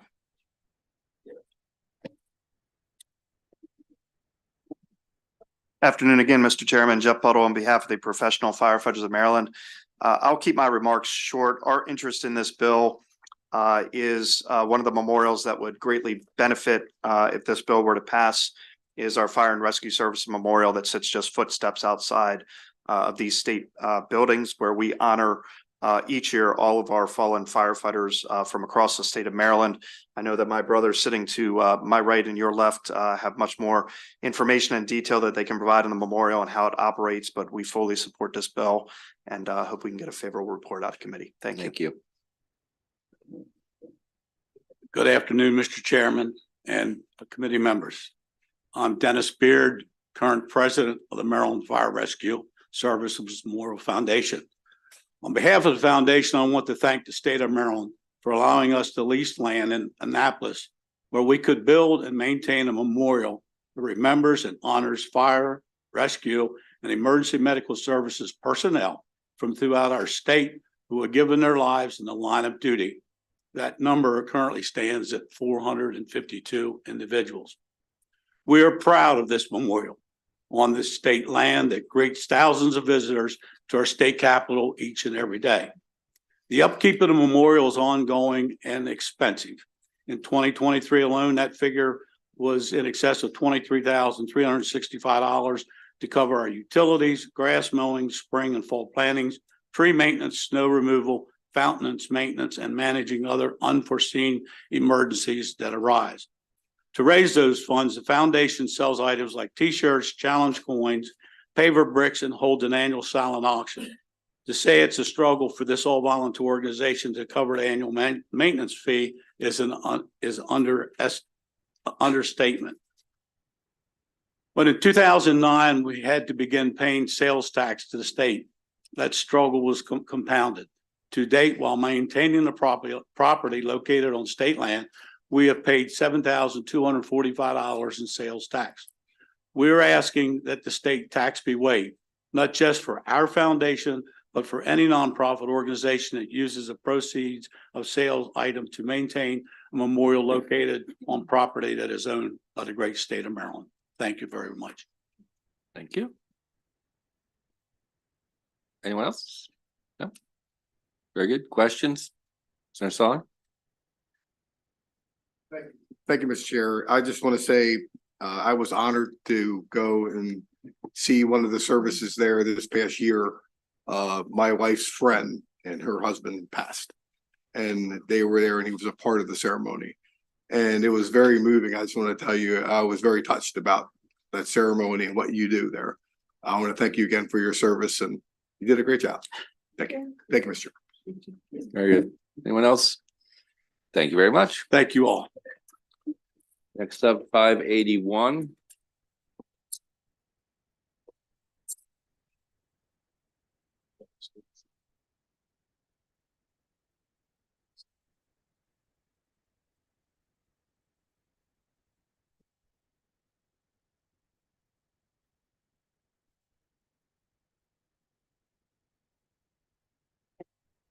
Thank you, Mr. Chair, Mr. Vice Chair, and members of the committee. My name is Lolo Dioye, here on behalf of Senator Gazzoni to present Senate Bill 581, School Construction Revolving Loan Funding Program, the Maryland School for the Blind eligibility. The Maryland School for the Blind was permanently included in the state construction program during the FY23 General Assembly session. The new athletic facilities at the school, which are part of the campus master plan at the Maryland School for the Blind, are scheduled to begin in FY25. It includes a competitive pool, a sensory pool for the physically and cognitively disabled, and a combined gym and auditorium that provides facilities for sports and student art performances. However, the athletic facilities funding demands substantial upfront capital at a cost of $43 million. IAC contributions are dispersed in annual installments of approximately $6 million for the Maryland School for the Blind, lagging behind the rapid pace of construction and costs. Though the school is now permanently included in the IAC funding, it is excluded from the revolving loan funding program. The exclusion is purely technical, based on language specifying the fund's availability to local governments. This bill would enact a minor technical adjustment to the language of the legislation and will make the school eligible for the revolving loan funding program without altering the fund's primary purpose or scope. Thank you, and I ask for a favorable report of Senate Bill 581. Thank you. Thank you so much, Chair Gazzoni, Vice Chair, and members of the committee. Many of you have been on the campus and have seen the incredible transformation over the past 10 or so years that the state has provided in funding for the campus transformation, which has been nothing short of miraculous, from days of inaccessible bathrooms, cramped classrooms with diaper changing tables directly in the classroom, and decrepit conditions. Our campus has arisen like a phoenix. These beautiful facilities will be sustained in the future, as was said by the legislature last year that's keeping us in the public school construction program. And today, this technical change would allow us to potentially allow us to complete our athletics facilities, which was already said as well. This is one of the final changes in our campus master plan, which would get us pretty much over the finish line and get this campus done. Currently, our students don't have swimming lessons because the pool has been decommissioned. It was decrepit and old and is scheduled for demolition this summer. Swimming is a critical life skill, especially for kids with disabilities.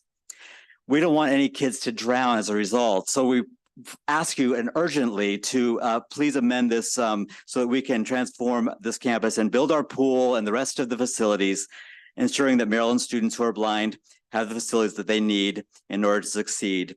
Thank you very much. Thank you. I'm not sure people know who you are. Everybody knows who you are. I don't think you. I'm so sorry. I'm so sorry. All kidding aside, I'm Rob here. I'm the superintendent at the Maryland School for the Blind. That's right. And he does a terrific job, and proud to be on your board. Any questions? Thank you all very much. Okay, two more for me. Well, it is my day, yeah. All right, 596.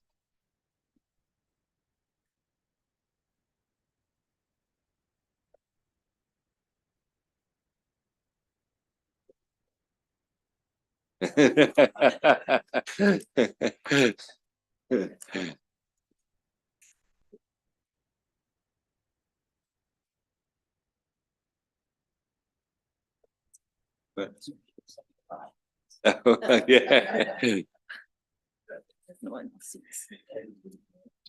Betsy.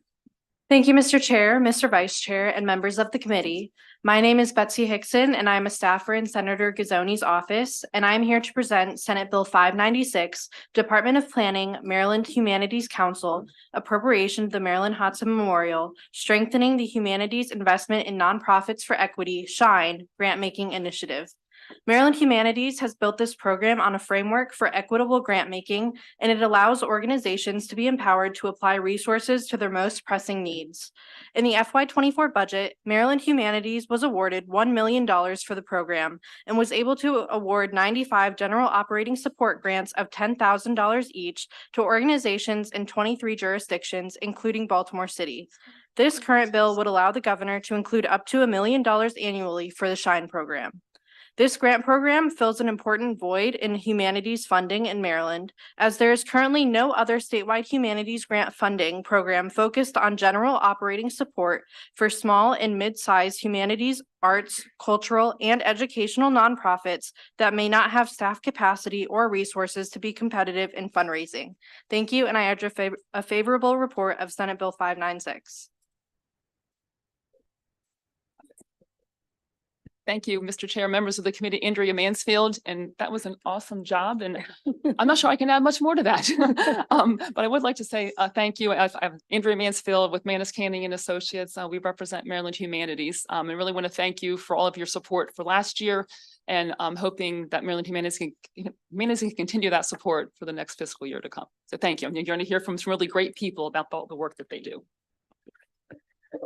Thank you. And also ditto what you said. Good afternoon, Chair Gazzoni and Vice Chair Rosapep and my Senator Rosapep. I'm Lindsay Baker, CEO of Maryland Humanities, and I really want to echo what Andrea said, thanking you for your support of this important program last year and the year before. I'm going to add a little bit of context. Most importantly, the list of awardees in some of your jurisdictions, which I think might be interesting. Again, we awarded 95 general operating support grants of $10,000 each. We hit every single county and Baltimore City, except for Caroline County with the last round of funding, which I think is really impressive. The list of awardees is included in our written comments, but I'm going to shout out some that are in your jurisdictions now. EduCart, Unified Committee for Afro-American Contributions, Urban Rural Action, Blacks of the Chesapeake Foundation, Sisterhood Agenda, Inc., Leap Forward, Greenmount Senior Center, and Neighbor Space of Baltimore County. I think it's important to note here that this bill and another bill you will hear about today for the Historical and Cultural Museum Assistance Program are complementary bills. Maryland Humanities has been working in concert with cultural leaders throughout the state to ensure that the programs supplement each other and not duplicate one another. And we've focused on identified gaps in funding in Maryland. Our program is focused on smaller organizations with operating budgets below $500,000 and groups that provide humanities programming to communities such as organizations focused on cultural awareness and preservation of immigrant groups, organizations focused on the intersection of nature preservation and the humanities, and literary organizations, in addition to the museums and historical societies you all have in all your districts. There is a gap in meeting the needs of organizations doing important work in their communities, and I'm excited to support this bill, which would enable us to continue this important grant program into the future. We know the need is great. In FY24, there were 45 applicants who were not able to be funded. And with consistent funding, we're going to grow the program and we will hit every single jurisdiction, including Caroline County. So thank you for your time. And I invite you to review our written testimony and find all of the wonderful organizations who were funded in your jurisdiction. Either one of you. Thank you. Thank you, Mr. Chairman and members of the committee. Good afternoon. My name is Courtney Caputi, and I'm the chair of the Friends of the Shipcockers Houses. We're a small nonprofit located in Fells Point, Baltimore. I'm happy to provide testimony in support of Senate Bill 596 and urge you to recommend its passage. The Friends of the Shipcockers Houses was formed to oversee the restoration and use of two 18th century wood structures that have survived in Fells Point and that are owned by the Society for the Preservation of Federal Hill and Fells Point. They're significant because they were home to free Black shipcockers before the Civil War. This group of shipcockers, responsible for making ships watertight, held a virtual monopoly on shipcocking for about 20 years before the Civil War. They formed one of the country's first Black trade unions and played a very important role in the success of Baltimore's shipbuilding industry, yet few people know their story. They invited Frederick Douglass, an enslaved shipcocker at the time, to join their debating society, a decision that put their members at personal risk because it was illegal for them to associate with the enslaved. Our mission is to make their story and their accomplishments well known. I know firsthand how scarce opportunities for general operating support are. It's no overstatement to say this grant is transformational because we are probably the smallest organization that was funded by the Shine Grant. We're an organization with no employees and 8 very hardworking and dedicated board members. With the Shine Grant, we can now engage and pay interns to help us research the stories of the shipcockers. We no longer have to self-fund costs associated with tours of the houses, promotional materials, maintenance of our website, and other expenses related to outreach. We're engaging consultants to help us achieve our strategic goals in a methodical and realistic way, as well as help us make sure our organization is employing sound fundamentals. All of these were out of reach for us before being awarded the Shine Grant. We're also a poster child for why the state's investment in Shine grant making initiatives are so important. We've been successful in securing capital grants. Governor Moore just awarded us $250,000, or he announced the award of a $250,000 African American Heritage Preservation Program grant, and we received other capital grants. But our efforts to do that has eclipsed our ability to do fundraising on our own and pursue our real agenda. So thank you very much. We appreciate your support and hope that you will support and recommend the grant. Thank you. Next. Good afternoon. My name is Pablo Regis de Oliveira. I am the co-founder and executive director of Latin American Cultural Arts Institute. We're based in College Park, Maryland, District 21, in fact. And I want to say that we received $10,000 in Shine funding, and that was critical for us because with that, we're able to hire on a part-time basis, director of operations, also from District 21 from College Park. And that has allowed me to free up my time as executive director to build up partnerships. For example, I signed a partnership with the Levine School of Music to provide more cultural arts programming throughout Maryland. And the truth of the matter is that general operations funds are too far few between. This is a critical funding for small organizations like mine because fundraising is so difficult and we don't have that many opportunities. If this bill passes, then Maryland Humanities will be able to continue to do the critical work that they do in helping us stay alive and find funding for our programs. And I also want to say I'm not here on behalf of my other affiliation. I am the community and education and engagement manager at Strathmore. But with that, I do have some expertise on working with other arts organizations. And I can say that truly there are not enough opportunities like this out there. And I've seen other nonprofits compete for these type of funds. And it's something critical that we do more of that here. And so with that, I hope that you authorize the governor to include the annual budget bill of $1 million each year for this ambitious but sorely needed funding. And I thank you for your consideration.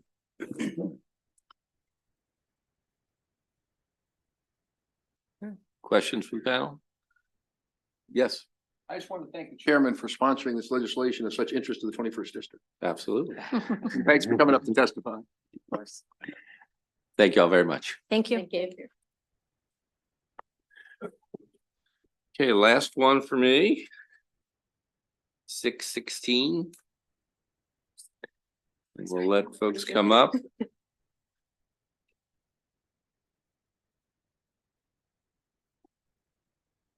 Goodness. Hi, I'm also here to present Senate Bill 616, Maryland Historical Trust, Historical and Cultural Museum Assistance Program funding.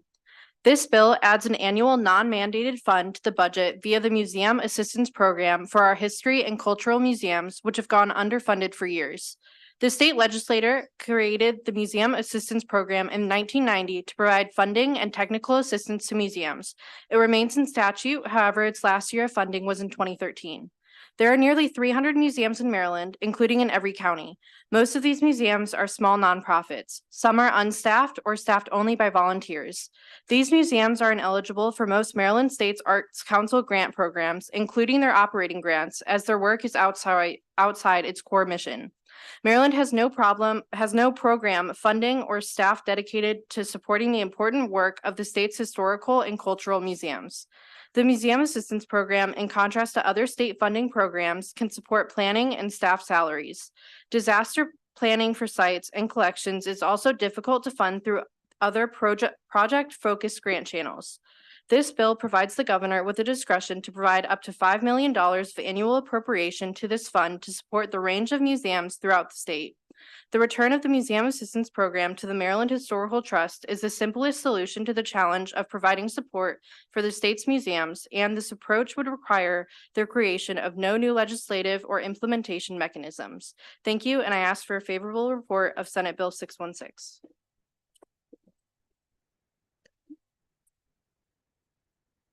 Good afternoon, Chairman Guzzoni, members of the committee. I'm Pete Lesher, Chief Historian for Chesapeake Bay Maritime Museum in St. Michael's, and asking for your support for Bill 616 to fund that museum assistance program. Chesapeake Bay Maritime Museum did benefit from this program a number of times back in the 90s and early 2000s when it was funded at lower levels. It allowed us to do things that we could not do with other available funding streams. Project funding for things like our the curriculum development for the Maryland's Best Crab Cakes, our third grade curriculum program, which brings not only every Talbot County third grader, but also from a lot of the surrounding counties, 4,500 of them last year, for a program that is tied in with Maryland's reading, social studies, and science goals. We bring the teachers in to develop the curriculum to ensure that it is meeting the needs. It is one of our successful programs, but it is not fundable through, or it's not competitive anyway, in a program that funds, for example, the heritage areas, a very, very vital program, but one that simply has a different focus. Likewise, we funded the first iteration of our collections management system, which is now available online. You can search our 80,000 objects, historic photographs, oral histories, and more in our online database because of the foundational support that this program gave us. It is programs like those, climate control, security, and others that we simply don't have other funding streams for, and I urge your support for Bill 616. Thank you so much. Good afternoon, Mr. Chair, members of the committee. My name is Katie Caljean. I'm the president and CEO of the Maryland Center for History and Culture. Thank you to Chair Guzzoni for sponsoring Senate Bill 616.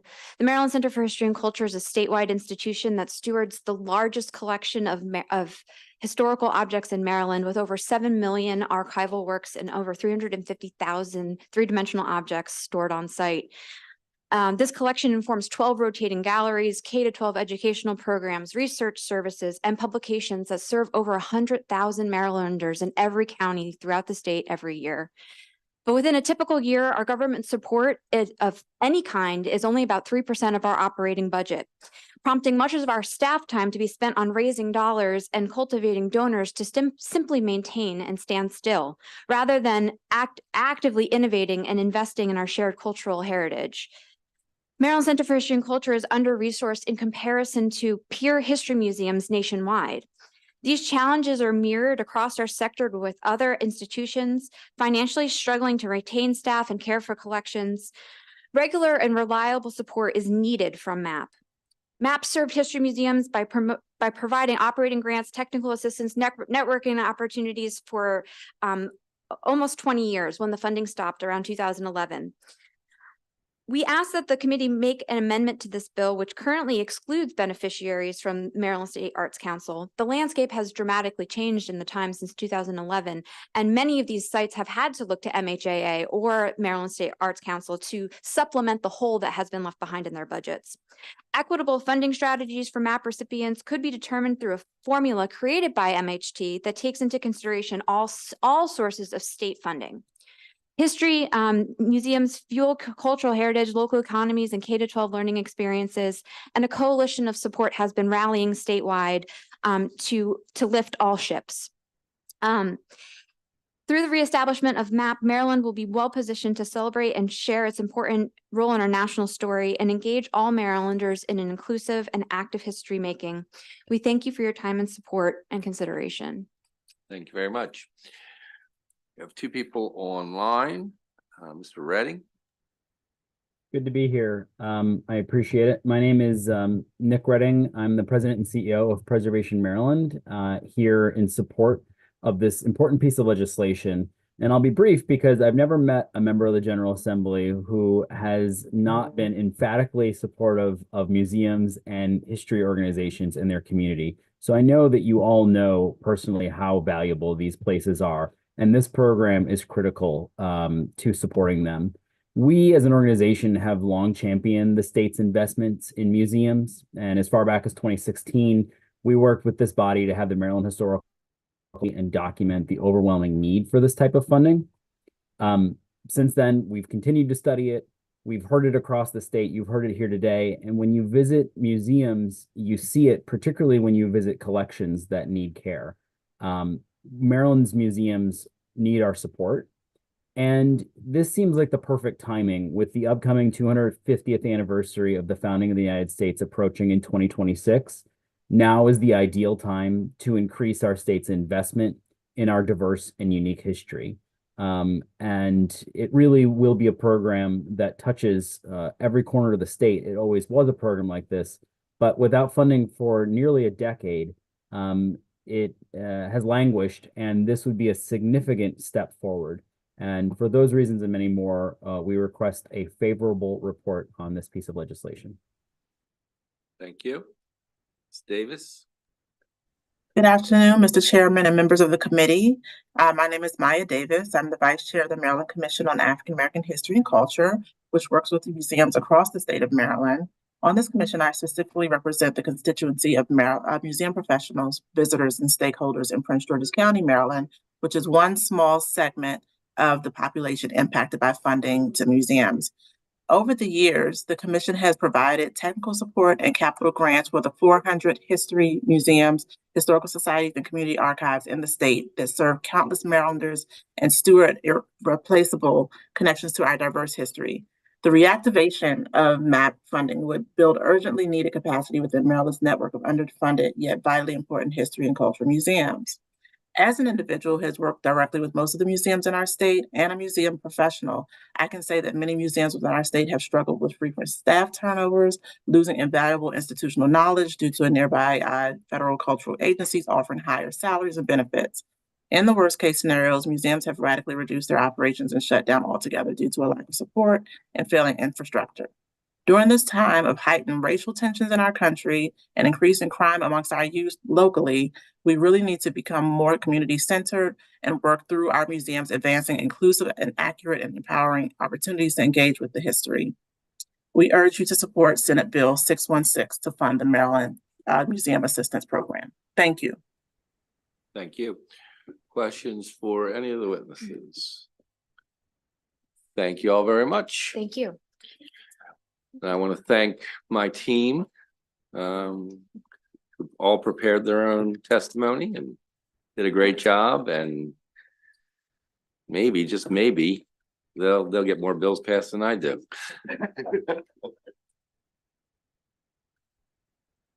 All right, Senator Bailey and Jackson.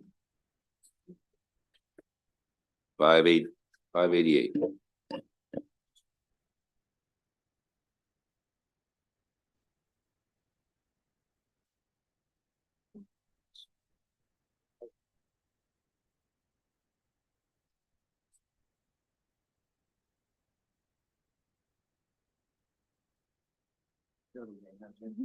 I guess so.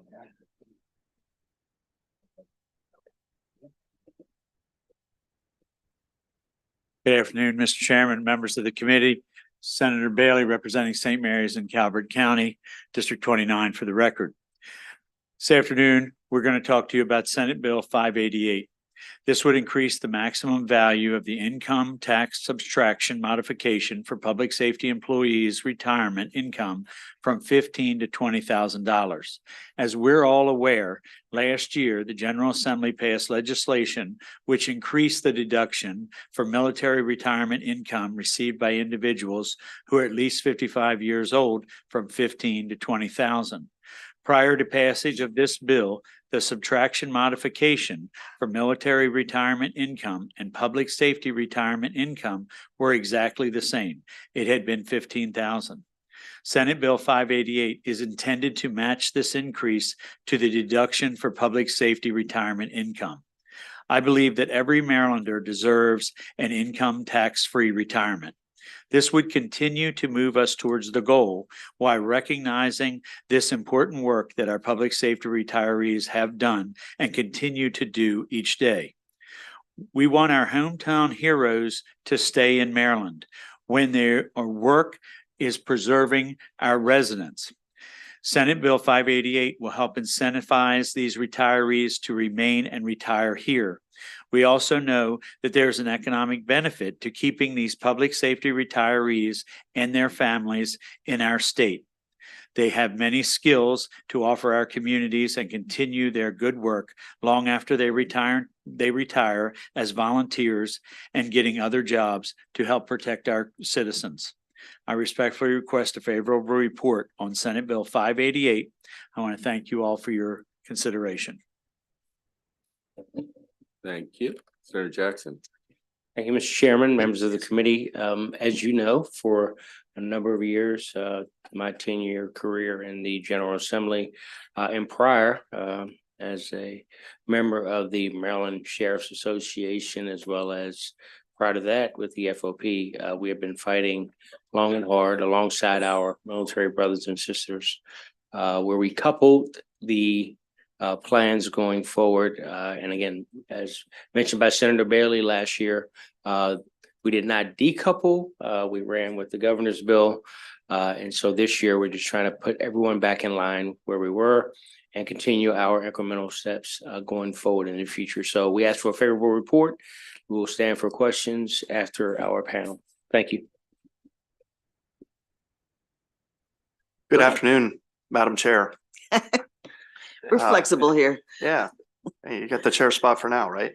For the record, Jeff Buttle, President of the Professional Firefighters of Maryland, representing over 10,000 professional firefighters and emergency medical services personnel throughout the state of Maryland. We've dealt with this issue over the years. I do note, as was mentioned by Senator Jackson, that this bill is distinctively different this year than in other forms that it's been before this committee. And that is, it's specifically focused on public safety retirement income, increasing that from the current 15,000, which was first established in 2017. So we've been at that level for quite a number of years. I think the bill this year is certainly just a modest increase that would certainly put us on parity with the military that was increased last year. Our members want to stay in the state of Maryland when they retire. They do 20, 25, sometimes even longer careers. Their roots are in the community. Their children were raised in the communities. Their families are from here.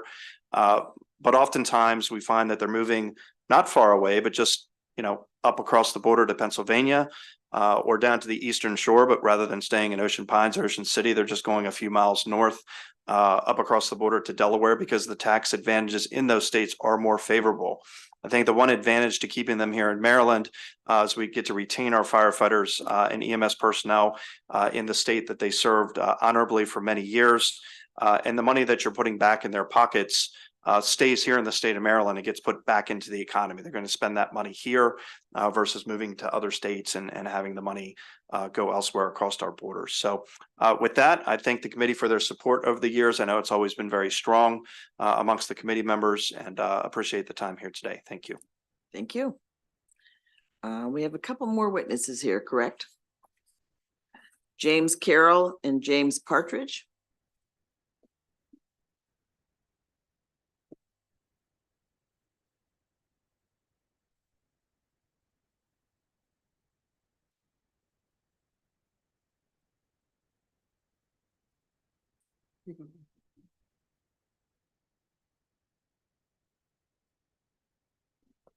Okay.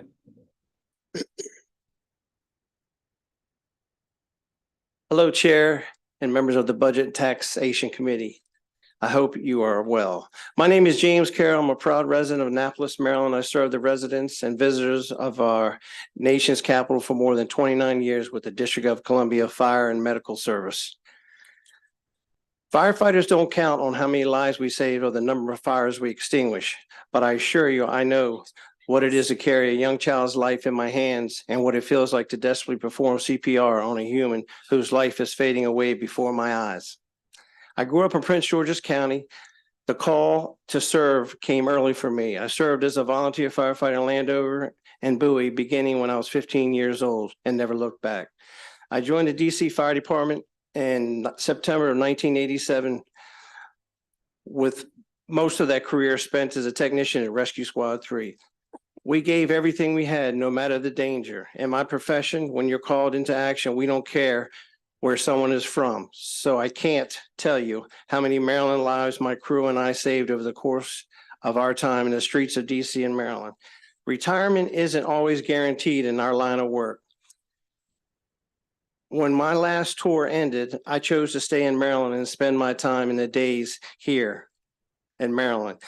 The envelope in which I received my hard-lived and hard-earned retirement says United States Department of Treasury, and my health benefits and life insurance are issued by the federal government. I urge you to cover your Maryland citizens and former members of the nation's Capitol Fire Department in Senate Bill 588 to consider amending the legislation to include the District of Columbia firefighters. Please add District of Columbia to 10-207 because I know that the hundreds of active and retired DC firefighters who call Maryland home most certainly deserve it. Thank you for your time. Okay, thank you very much. James Partridge. Good morning, or good afternoon, Chairman and members of the Budget and Taxation Committee. Thank you for calling this hearing and allowing me to provide testimony today regarding Senate Bill 588. My name is James Partridge, and I am a 57-year resident of Maryland, living in Charles County and Indian Head. I was born at PG General Hospital, grew up in Clinton, and graduated from Surrattsville High School in 1982. The only 3 years of my life I haven't resided in Maryland were the 3 years I had to live in Washington, D.C. due to the residency requirement for police and firefighters at the time. I'm testifying today seeking an amendment to be made in the wording of Senate Bill 588 to include the District of Columbia, allowing me and others who faithfully serve for the District of Columbia Fire Department to benefit from this legislation. As president of the Retired DC Firefighters Association, this change would be of great benefit to our 436 Maryland retired members. One of my focuses as president is to seek ways for members to take advantage of programs and/or initiatives that can positively affect their lives post-retirement. After 30 years and 9 months of faithful service, I appreciate the focus of this bill and want to thank all of those who worked to bring it to fruition to benefit all of the firefighting community. It was a true honor to serve our nation's capital over the span of my career, as well as a solemn pride of calling Maryland my home. As a resident and proud retiree of the District of Columbia Fire Department, I hope you, along with the committee, will consider my testimony in amending Senate Bill 588. Thank you to both you, Mr. Chairman, along with the other members of the committee for your dedication to public service. I'm happy to answer any questions that you may have. Thank you very much. We have another witness. You're not signed up, but if you give us your name and such, you can go ahead and testify. Okay, I signed up. Good afternoon, members of the Budget and Taxation Committee. Thank you for calling this hearing and allowing me to provide testimony today regarding Senate Bill 588. My name is William C. Griffin. I am here today seeking the support of the committee to make an amendment to Senate Bill 588. I have called Maryland home for 23 years, and I am also a retiree of the District of Columbia Fire and EMS Department. Serving the visitors and residents of the District of Columbia was and remain a source of pride to me. I am here today to urge the committee to consider an amendment to include the District of Columbia to the verbiage of this legislation. This small change can certainly provide a big difference to all the other Maryland residents who, like me, served with honor in the District of Columbia and Fire EMS Department for 25 years. I appreciate the work of your committee as well as other state legislations that is aimed to recognize as well as support today's first responders. The individuals that chose these professions are, in my opinion, some of the very best in today's society. Their work each day in our community is invaluable and bringing stability and preserving the quality of life we all enjoy. This issue is one of the driving forces when our first responders decide to look elsewhere to live after retirement. I know that an amendment to Senate Bill 588 to include other Maryland residents who serve the District of Columbia would be a great benefit to them. Thank you to both chairmen, along with the other members of the committee, for holding this hearing today. Thank you. Thank you very much. I think that's the end of the witnesses. Yes, go ahead. Thank you, Madam Chair. I just want to thank you for your sacrifice and your service for what you do for Maryland and DC, because I know it means a lot to everybody that's there, but to you and your family. So thank you very much. Thank you. Thank you. Okay, thank you all very much. Okay, we have Senate Bill 628, Senator Guile.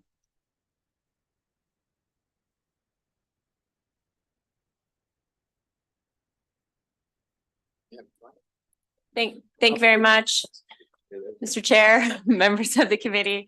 For the record, Senator Dawn Guile here to present Senate Bill 628, Catastrophic Event Account and Federal Shutdown Paycheck Protection Act, non-civilian federal employees. This bill would add non-civilian employees to the group of federal employees in Maryland eligible to receive financial assistance under the Federal Shutdown Paycheck Protection Act.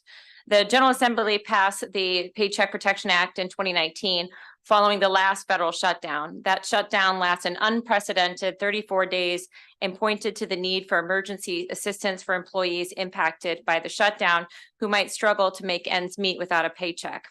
The Paycheck Protection Act named civilian employees of the federal government as eligible for assistance under the statute, but it excluded non-civilian employees, that is Maryland's roughly 30,000 active duty service members whose pay is also threatened during times of federal shutdowns. These individuals work at installations across Maryland, including Fort Meade, Fort Detrick, and more.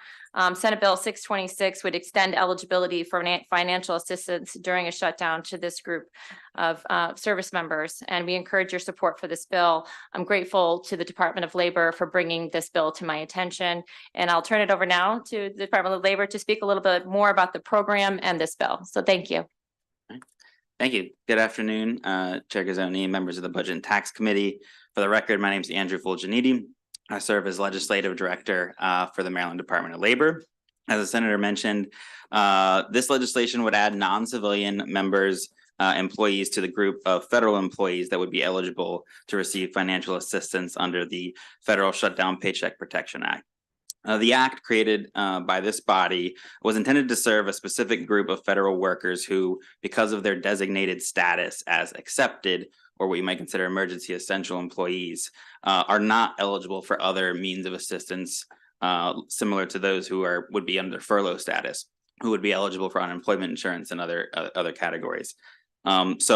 The eligibility criteria created under the program required that an individual be designated as accepted, that they were required to work but are not being paid during a federal shutdown due to the lapse in appropriations, and that they are required to report to a physical work site in the state of Maryland.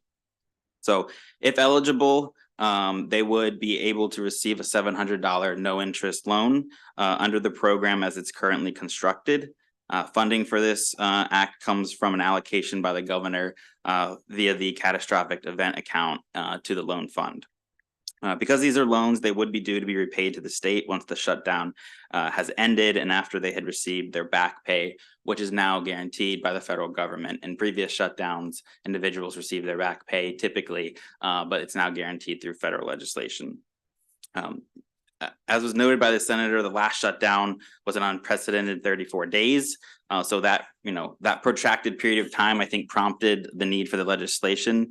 I would just lastly note that Governor Moore has declared 2024, and you heard it in today's State of the State speech, Maryland's year for military families. So as we were looking through the details of how we would administer this program at the Department of Labor, we saw the need to include military service members as well into the eligibility criteria so that the intent was met universally for all federal employees. With that, I'll say thank you for allowing me the opportunity to testify today and ask for your favorable report. Okay, any questions from the committee? Senator Roosevelt. Thank you. I mean, I'm for it, but I don't get it. There you go. You need to stop there then. That's Exactly. That works well in this committee. No, but I'm trying to, give me examples of people who this would cover that are not covered now. Who are they? What kind of? Service job do they do? members. So right now it's the program is only allowed for civilian employees of the federal government. And during government shutdowns, service members, their pay is also potentially threatened. Well, that's my question. Yeah. Is that because they're in the United States as opposed to overseas? Are the folks who are serving overseas, is their pay stopped too during a shutdown? Yeah. Yes. And so this program would allow a no interest loan. Yeah. During that time, should they need that Sure, that money? No, that's why I'm for it. It makes sense. Yeah. The second question was, Yeah, it's an outrage. it is an outrage. Yeah. Well, the whole thing is an outrage, but Mhm. we need to minimize the outrage to the extent we can. But why do we think $700 is the right number? Because we don't know how long the shutdown would be. Yeah, so it's a great question. So the way this past year in anticipation for potential shutdowns, we were looking at how to stand up the program. It's never been utilized to date. We hope to never have to utilize it. It's reliant on funds from the catastrophic event account. We tried to set it up in a way where there would be some parity with those who are furloughed and aren't getting unemployment insurance. Unemployment insurance, the max benefit right now is about $430. So we're looking at about $700 with the potential to do multiple iterations of the loan depending on availability of funds. So that was the initial thinking with that. We had to structure the program right now where it would be available to people to apply when a shutdown occurred, but it would be on cycle with when they would actually see their first missed paycheck. So it would be really actually like 4 weeks after a shutdown occurred. Are they eligible for unemployment insurance? Furloughed federal workers maybe, depending on other criteria. For those that are under accepted status, they are not, because they are attached, they're physically working attached to work. They're not eligible for unemployment insurance.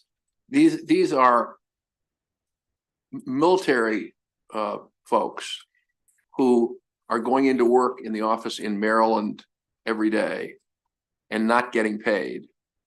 Military and non-military. Military and non-military. And they're not eligible unemployment insurance because they're working? That's correct. That's really sweet. Okay, I got it. Thank you, Chair. That's unbelievable. Senator Jennings. So this does not include contractors, correct? It does not. Have we thought about expanding it to contractors? I mean, I don't know that this body considered that at the time. They may be eligible for unemployment insurance if they're laid off by their employer during that period. I know contract work, it's different depending on. Normally they don't lay you off. You're just furloughed because they know that you'll be back eventually in a couple of days or 34 days later. Because I know basically a third of the workforce, especially in the world we live in around here with the intelligence community, it's third government civilian, third military, and a third government contractors. Yeah. So at this time, they're not. A lot they of wouldn't people be out covered. there in the contracting world that deal with this also. Okay. Senator Jackson.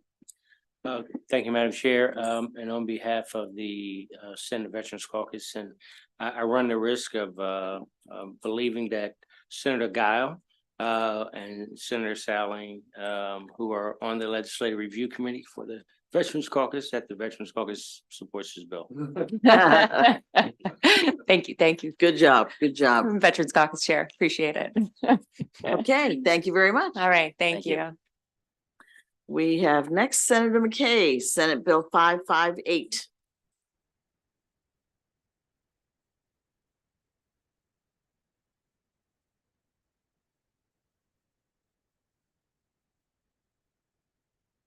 Thank you, Madam Chair. We got a really big show, really big show here, 528.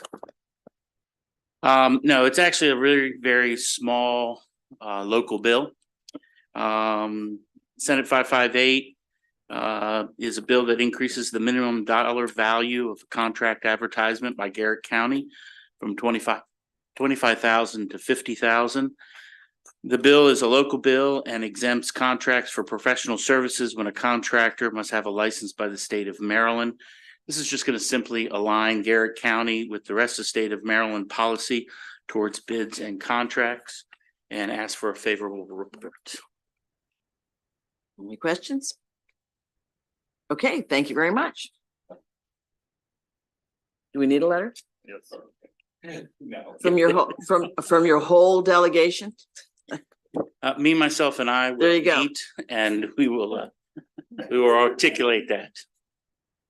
Okay, Senate Bill 502. Thank you. Another small piffle. This one actually is a bill that authorized the Allegheny County Commissioners or a municipality within the commission, the county, to grant by law a property tax credit for any property that's owned by Evergreen Heritage Center. This particular center encourages continued interest in education, conservation, and preservation in Allegheny County. If you recall, in statute, we have to list those entities that would be eligible for the county commissioners or a municipality to actually each year go in and waive the taxes. So it's just lining it up, and each year it will be voted upon the local county commissioners to or to not. Okay. Request a favorable. Thank you. Any questions? Evergreen Heritage Center, what does it do? Yeah, so it takes into consideration agricultural practices, environmental practices. And what it ends up doing is every single fifth grader, seventh grader, and ninth grader in Allegheny County goes through that and learns the historical benefits of agricultural in Western Maryland, as well as environmental good stewardship. Very good. Thank you very much. Thank you. Thank you. Senator Stalling. Senate Bill 556. Say the best for last.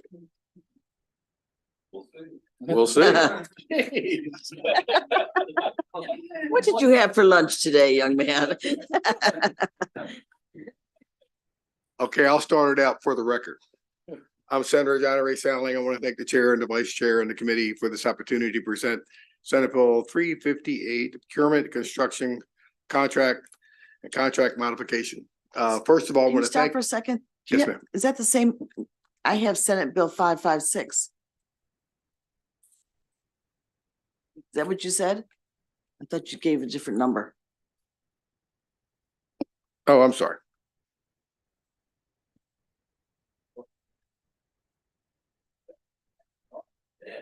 Absolutely.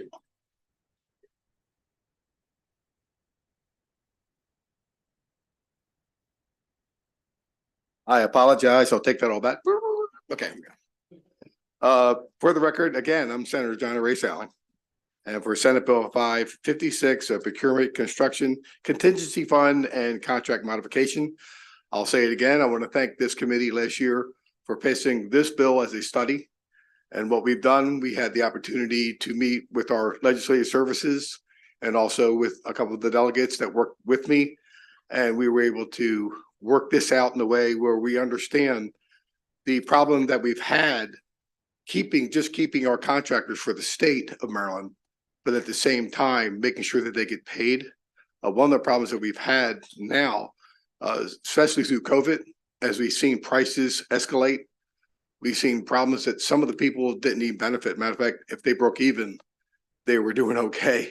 So that's been a major problem through drastic measures of price hikes that through COVID and through other situations, we've seen problems and financial dire straits in some of our contractors, what they've had. So knowing that the supply chain at the same time was a serious problem, at times it would take longer just to get materials to do the job for the state of Maryland. But again, I want to think about how we can make sure that, first of all, that we keep our contractors, because we're losing our contractors to our federal partners and other partners. And we have good contractors for the state of Maryland. So if we could keep them, I think it would benefit our state. But I do have an amendment that we've worked with the general services also. And through the approval of the governor, the secretary of budget management and general services, they may request the board of public works to authorize an expedient from the fund to supply any capital appropriations or conduct value of a project when price adjustments are made for material prices and inflections of identified eligible project specific materials. That means that at any given time, if their price increase in materials, they could make that judgment call for how much they would be able to give. So again, we work this out. I've had full support. We have a couple letters of information. And other than that, I appreciate your time and I hope I get a favorable report. Thank you, Budget and Tax. Thank you. Any Any questions? questions? Okay, that ends our hearing.